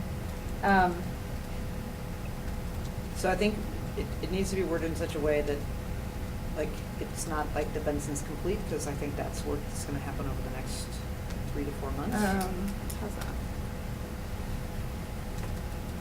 3 or 4 months is this year. I mean, that's, Well, our We're getting a- resolution- We're already We're done getting a with- recommendation on February 28th. And the But we're allowed to resolution put in said things we to can move pop off. towards approval of master plan by March 31st. Right, so Right, yeah, but it so doesn't this speak is to designer. I can't see there. I'm just Completion wanting to make, and sure- approval of I master just wanna make sure that. Completion and approval That's of fine, master it's plans fine. for Madison, Lincoln, Kellogg, and Benson. Okay. It doesn't speak to Uh-huh. the design, but Okay, That's okay. Good That's enough. close enough. doesn't say anything about, yeah. good enough. It leaves out the middle part, but. That's a lot of work for 1 year. How about, For one sentence. Yeah, yeah, you could. how about design completion? Well, the design work for Madison will be completed. Yeah.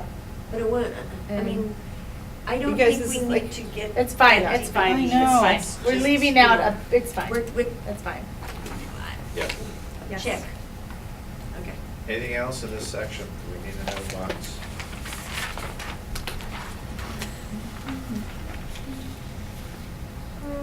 Sounds good, okay. Okay, next so section. take out the promote student voice, that's been moved.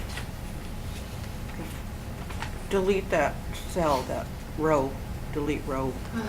Yes. Underline all.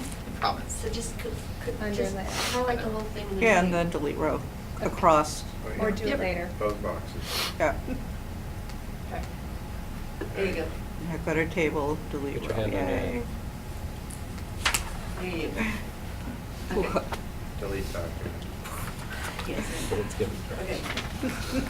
Yeah, have you saved it, Roseanne? Click and drag the comments. Save, save version. Yeah. Version. Is it snack time? It's Still did have memories of Yeah. doing 2 hours of work and then having something happen. Yes, it's very smart to do that. That's the beauty of Google Docs. Okay, anything on curriculum planning and instructional leadership? So I'm sorry, I'm still on the, page 3 at the top.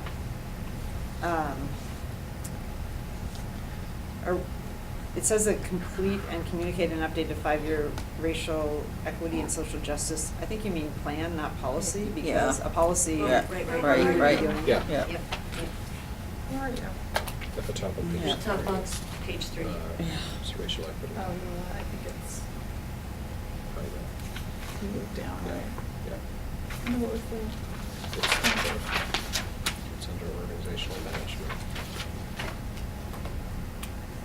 Didn't we move the student voice? Yeah, we did. So Okay. Keep going. Yeah. Yes. on the budget, Yeah. are we still in that section? It's Here. Right there. Sorry. Justice plan. Okay. Is it I don't policy? know about the evaluative metrics. I Of think what? The work that's happening right now is a bunch of focal groups are coming together that Dan is convening. So she's refreshing the lens, she's bringing it to the board as a next step, refreshing everything on our homepage and, you know, Just wanna constructing a put plan. Refresh? So Yeah. this language specifically came right out of the work plan. Yeah, so it's just that including evaluative metrics, I'm not quite sure what that means. Oh. Could we delete It's the last be- 3 words? Well, it's because the previous plan was not a plan and had no metrics. Right. It was a. So that it was a we're statement of principle. we're getting we could probably Okay. delete I'll just have to look that, at but it. that was Yeah. the, Yeah. Can I keep going? Well, I mean, Okay, are we does done? anybody object to taking those last 3 words out? No. take them out. Okay. When you take them out, they're in the work plan, take them out of the work plan too, then, if that's the case. Yeah. I mean, we just understand the work better than when we did this in October. Yeah. Okay. This is for Roseanne, not. Yeah, for okay. Roseanne. Right. Yeah. Okay, what else? Okay, down to the one that says develop, sorry, what is it? Produce a stakeholder-friendly budget. I would say produce a student-focused budget, recommended budget. think I don't know what we I don't know what stakeholder-friendly means, but I'd much I rather. think what Readable. we want is Readable. a communication, an easy to understand communication strategy around the Yeah. budget. Well, I'd rather it say produce a No, I'm student-focused. agreeing with you. I think Okay. we produce a budget and we have a communication plan so that people can have ways to Student-focused. weigh in that makes sense to them. Which goes back to the goal number 2 on communications, or Mhm. goal number 3. Mhm. Yes, So we're saying a student-focused. recommended FY 2020. So then I had, on the next one, I don't know if viable is the right word either, sustainable. but that's what I was thinking. Okay. Just look. Yeah. Fine.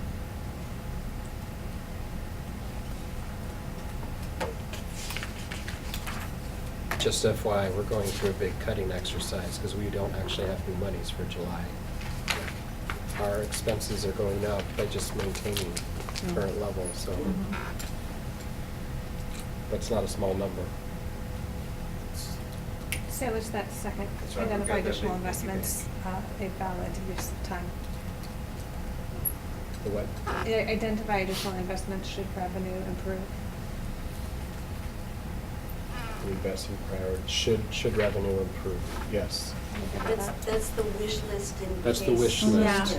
As monies trickle in, what we would spend it on next. Right, Yeah. So an investment budget. So on that last one in the category, I would just change it, it just is worded strangely. I would change it to effective management of district resources and implement third-party auditing. Or support third-party auditing. Oh, right. I think there's some word in something. Well, the way it's worded right now is effective management and third-party auditing. I would just say effective management of resources, which is a core. Yeah, I Yes. think we dropped some words. Well, I'd never put insure because my lawyers that I work with don't allow me to say that. Right? Very wise. That always gets edited out of my documents by the lawyers. And then, under the complete the CAFR, don't you want to have a clean audit report? Yeah. I mean, Yeah, we do. Then, yeah. So. Put the words.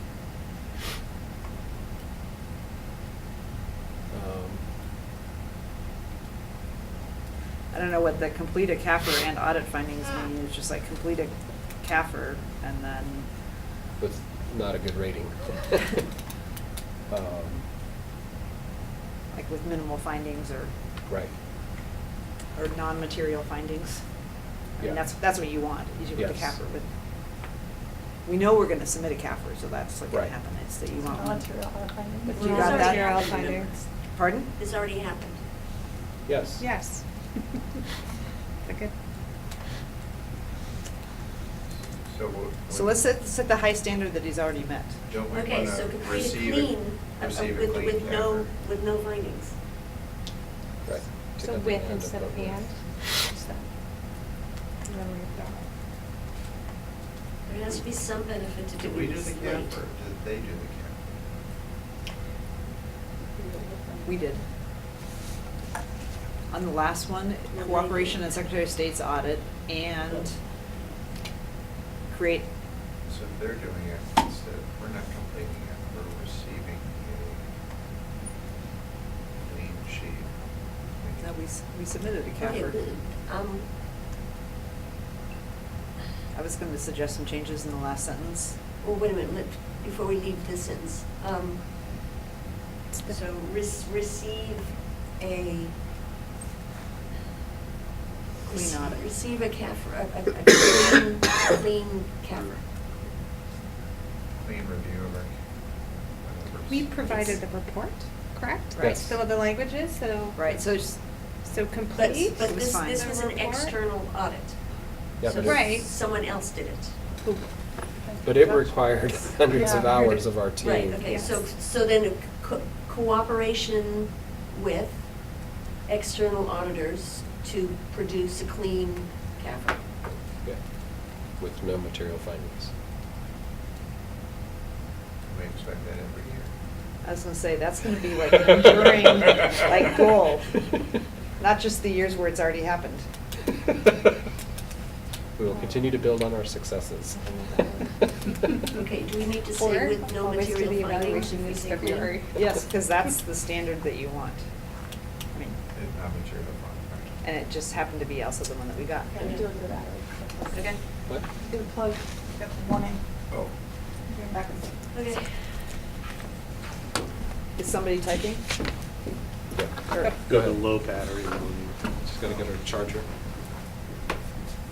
So Guadalupe, did they go to the next page? Yeah. Oh, yeah. next page. So I would, it'd be cooperation in Secretary of State's audit, semicolon, build audit action plan. So these should be cooperate, should be for cooperation, for what it's worth.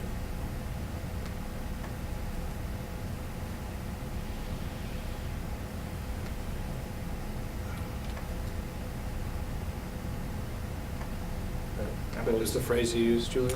And like just- semicolon, I would just implement recommendations from Secretary of State's audit. well, I was just trying to give, the steps would be the building the audit action plan Oh, yeah, and okay. implementing it. I mean, we've got, there's That's a. right, we have to include what we've already done, right?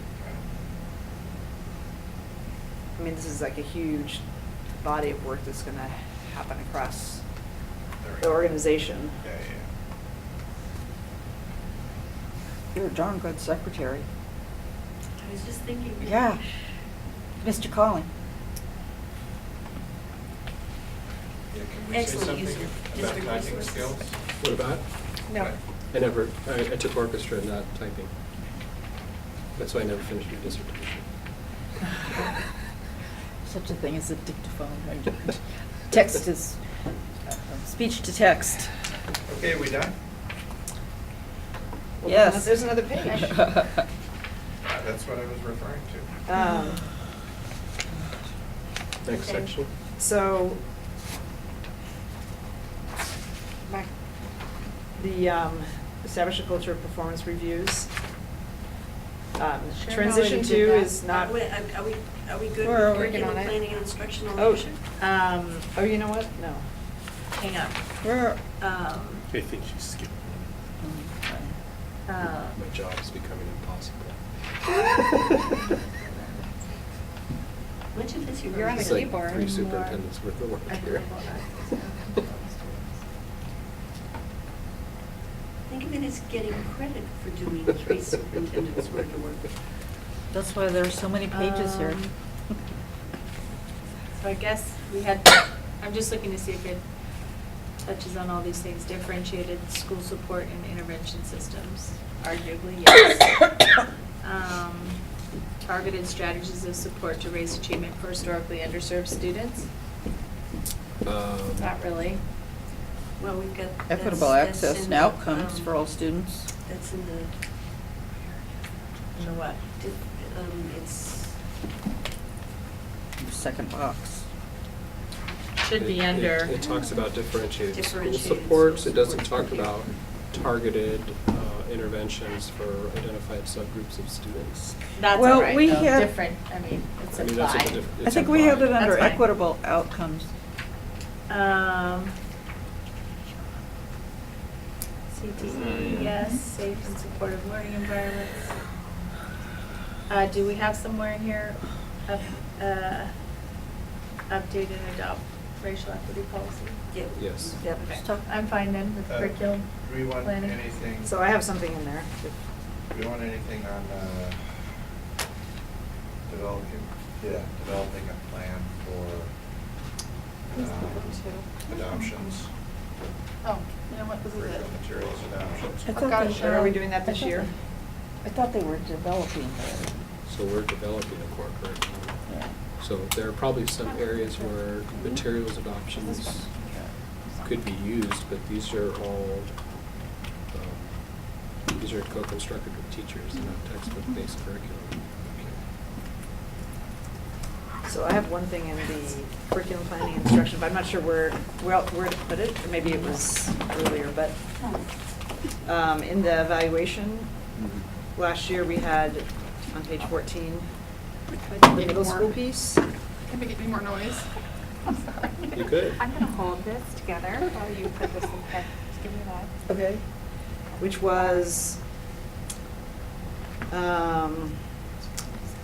board looks forward to regular status reports on the 3 middle schools during the year and further information on progress towards refining the middle school model that we applied district-wide. The expectation is that planning and concrete steps will be taken to move the remainder of the students in under-enrolled K-8s into middle schools as soon as possible, and the superintendent will engage the board in creating a timeline for this to happen. So if I were to try and capture that two pieces, I don't know if it's in this section or a different section.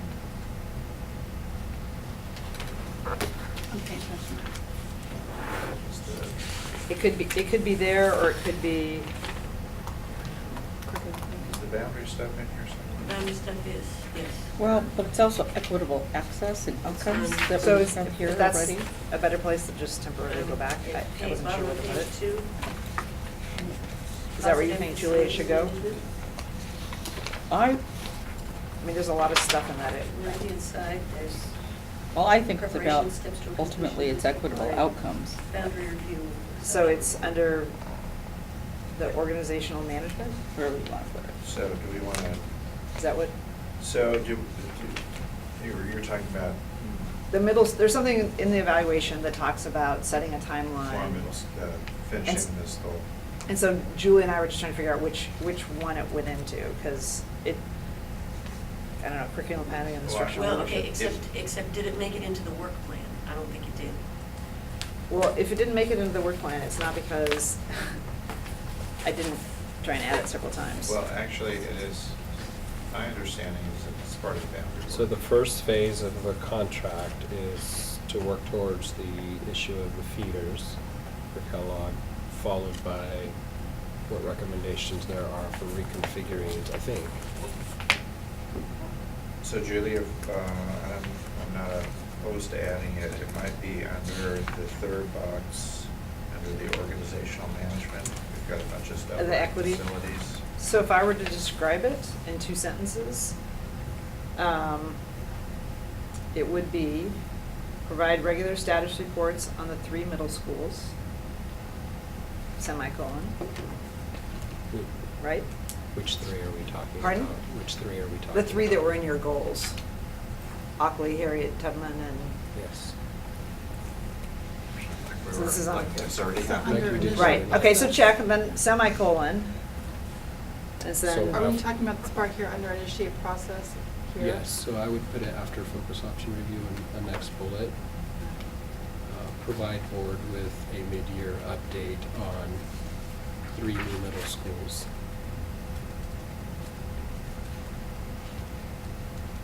Semicolon, prepare a timeline for. right, engage the board in creating a timeline. Engage the board in creating a timeline. Which will This- be largely informed by what we start to understand by the folks who are gonna be helping us Right. with our boundary review work. So I was gonna suggest we put that under the issuing of a contract to assist with the preparation, which is bottom of page 2. It's right there. That's where we have it. Oh, that's. The bullet We point. just added it right I'm under sorry. issue of contract. The pages Okay. have moved. Good. That's Okay. exactly where we put it. Creating a timeline for what? For, It's, We're just creating a timeline. the expectation is that planning and concrete steps will be taken to move the remainder of the students in under-enrolled K-8s into middle schools as soon as possible, and that the superintendent will engage the board in creating a timeline for this to happen. So For it's- completion of transition to middle school. Makes Right. sense. completion of K-8 reconfigurations. Yeah, thank you. K-8 reconfiguration. To be exact. It's not that there's anything wrong with K-8s, they're just K-8s. Back on, under curriculum with MTSS, said develop and implement. So didn't we have that discussion that we weren't really implementing, but just developing this year? So take out implement. Yeah, probably.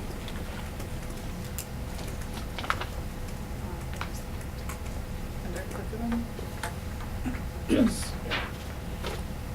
Bottom of page 3 or somewhere, Yeah. maybe page 4, top of page 4. Curriculum. Keep going. Second box under curriculum. There it is. Could resend implement.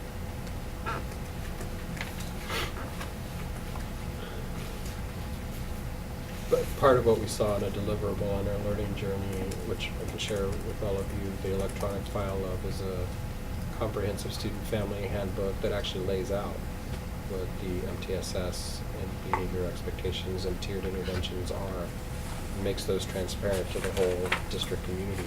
So Oh, yeah. we want to move towards that Yeah. direction. Right. So if that isn't happening at the school to a student or parent, that's cool. They would go right to, it says here on page 7, this level of infraction would result in this level of support. Yep. Okay. Focus. You done I don't have anything more. It's an educational moment. Curriculum and instruction. So talent We don't have management, time I've for got those. something. What was the Okay. teacher? Okay? And talent management in the second box.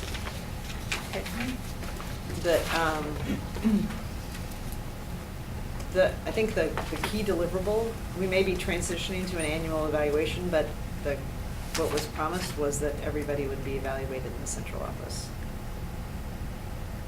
Yeah. That's what Claire promised, that everybody would have an evaluation. Every year? So that is the intention, and we are currently,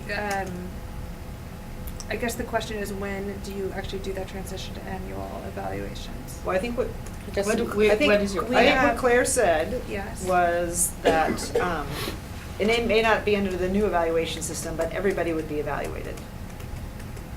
Yes.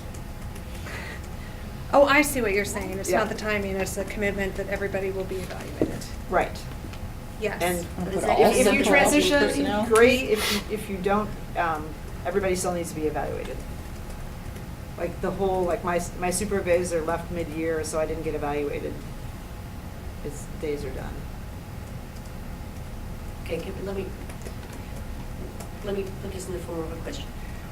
Will everyone be evaluated by June 30th, 2019?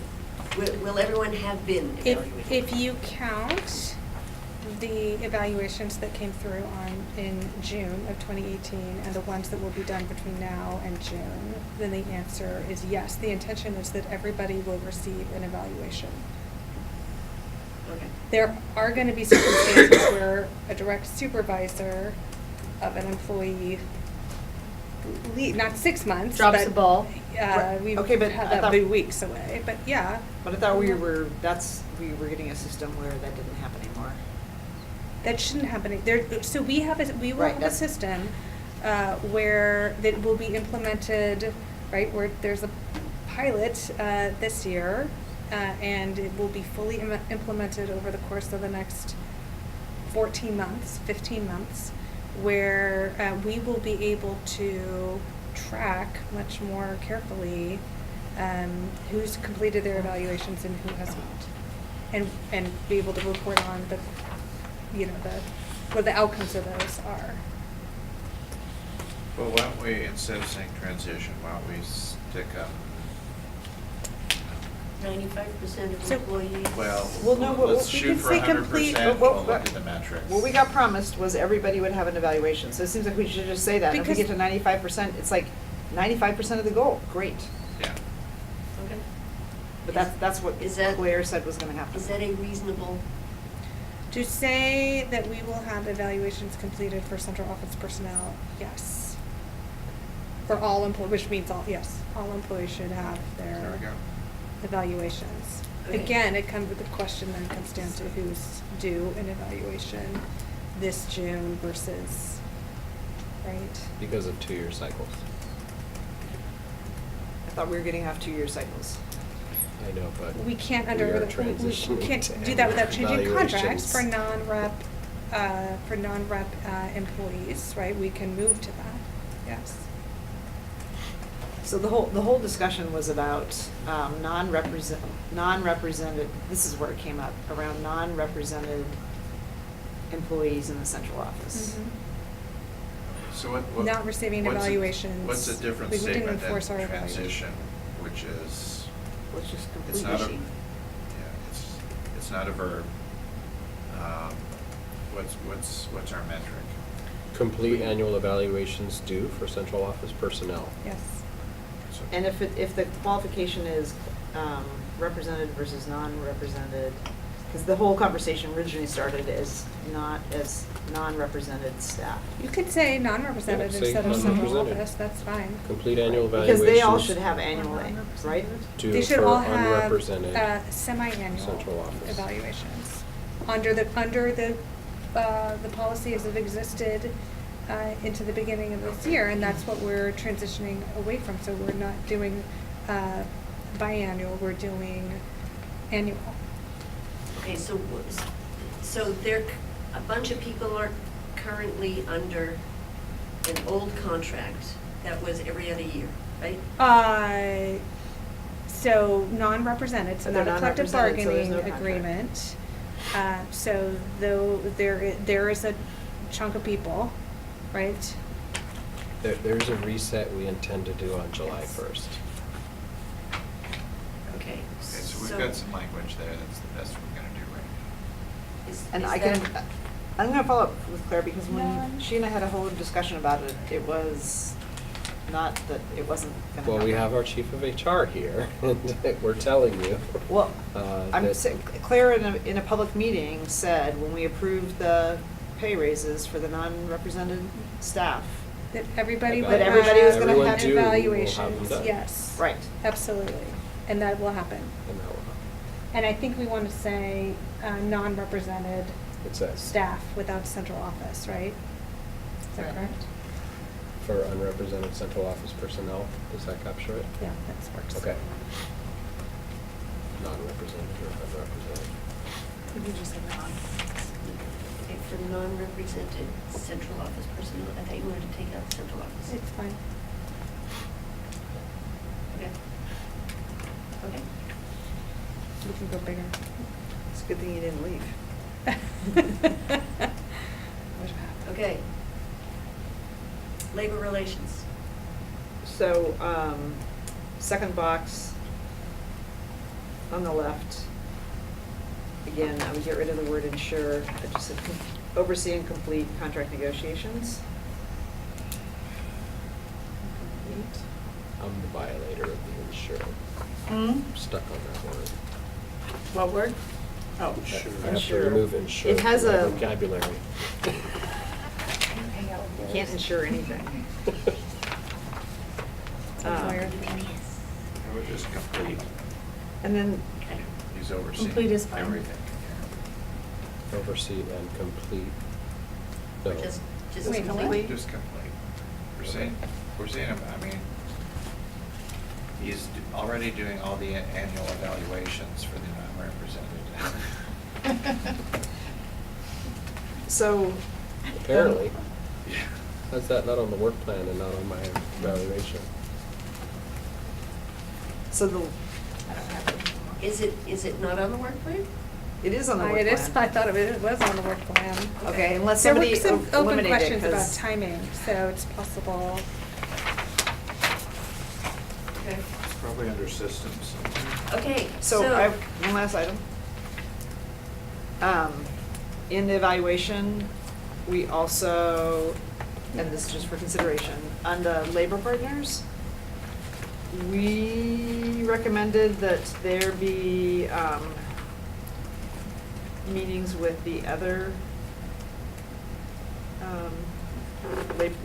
labor reps. Oh, just. In his evaluation, in his evaluation. Like versus not just PAT.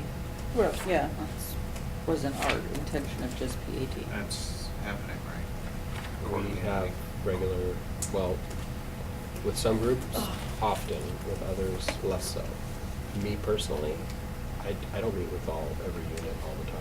So But there's we a little have bit of district discretion staff. here, so we could decide not, but Yes. I'm just raising it because it was in the evaluation. It says on page 9, another positive step would be to set up regular meetings with leadership of the district's other union partners Let's put it in, we're doing it anyway. in addition to PAT. Another, We have a PAPSA meeting tomorrow. Are we adding something? So, yeah, regular meetings with all major employer groups or all. But are you saying, Guadalupe, employee you don't think groups. that's a good use of your time? I don't think it's Are a good use are of you the suggesting that I superintendent's should be time. doing that in my evaluation here? While you're handling the bargaining, you're handling the evaluations, I think it's understood. Well, I'm not in the bargaining at this point, so. I mean, But you have I think a- our superintendent's responsibility is to ensure that those I like that relationships are. word. Oh, sorry, I go away from Go church. ahead, you're like a lawyer. like a I am lawyer? the like a lawyer. Apparently not enough a like one. I have enough time with your legal team. So, I mean, for the superintendent to be directly involved with each of our unions versus have a fantastic labor relations team that fosters those relationships. No, I mean, I think the first one is general enough. That's why The we've had first that. goal is general enough. Yeah. And I think the metric is specific enough. I think they're fine. Look, a lot of these things in here, he's not gonna personally do. Oh. That's understood. You're not. I'm just developing raising the decisions. stuff that we put in the evaluation to see if we I know. wanted to pull it through. And you said that was on page 9? No, Well, okay, but some- I agree it should be in there, but it's not gonna be Guadalupe personally meeting with. but- Right. But regular, What's regular the meetings sticking with our point here? employee groups. We're in agreement. Yeah. Okay, but what, I mean, let me just. That doesn't need to be There in are his- some things I think that were in that evaluation that were probably one-offs. So at the time we were writing this, that evaluation, things were particularly contentious with, Everybody. well, not everybody, but, one union in particular. And you met with them, and the seas parted, and some rainbows ensued, and things changed, right? I want to live in that world. So that's kind of it's a one-off. It doesn't Yeah. have to be, putting Well, it I dropped a in bunch of here- other one-offs because we're still waiting for the list of committees or advisory committees that exist. It's like, how did that get an evaluation? Yeah, I know. Anyway, I mean, putting it in here Oh, implies yeah, that that that's should gonna be be a there. regular thing, and I don't think it should be. As I said, I a regular didn't thing. raise all of them. I just tried to get where there seemed to be a Sounds major good. theme. Does this capture enough of, I'm good. That's good. I mean, I like Okay. your language, but The question goes back to how do Okay, you so I have a couple measure questions. grievances? So Okay. this is the final document that will effectively be sent back out to you in your report packets for this 12th to adopt. Is there a preamble coming? Well, here, I don't know, do you want a narrative preamble? I mean, here's the elements of the superintendent evaluation process. There should be some, it just needs a few sentences that places this document. right. You know, so that a reader could understand that it's using OSBA standards that have been Okay, pulled if- out. if- That if it's, we want to do a 1-minute brainstorm, I'll brainstorm. I'm willing to let somebody else brainstorm. OSBA standards, any. And can I get the standard numbers? And I've got your 4 points. Anything else should go in there? it attempts to Well- identify specific leadership actions on behalf of the superintendent. Now, I'm assuming that. It references the board administration's agreed upon work plan for school year 18-19.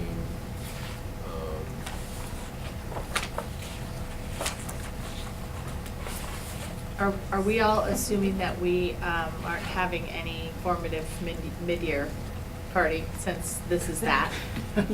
Yeah. Okay, just a I was summative. lost and now I'm found. You're welcome. Well, I would suggest we set on the board calendar right now,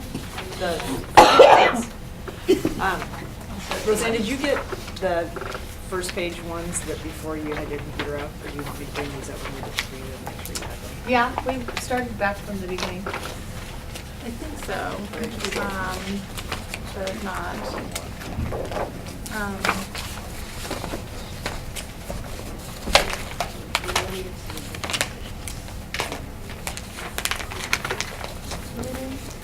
just pull up the very beginning, so Okay, the preamble, I didn't catch. no, what that's you not, wasn't the said. preamble. Scott's. Scott's. It was co-developed by the board. Oh. Stick with the Okay. structure next year. Talk about that. We should agree to that. With the board. Rita, is the work session continuing? I think we can adjourn.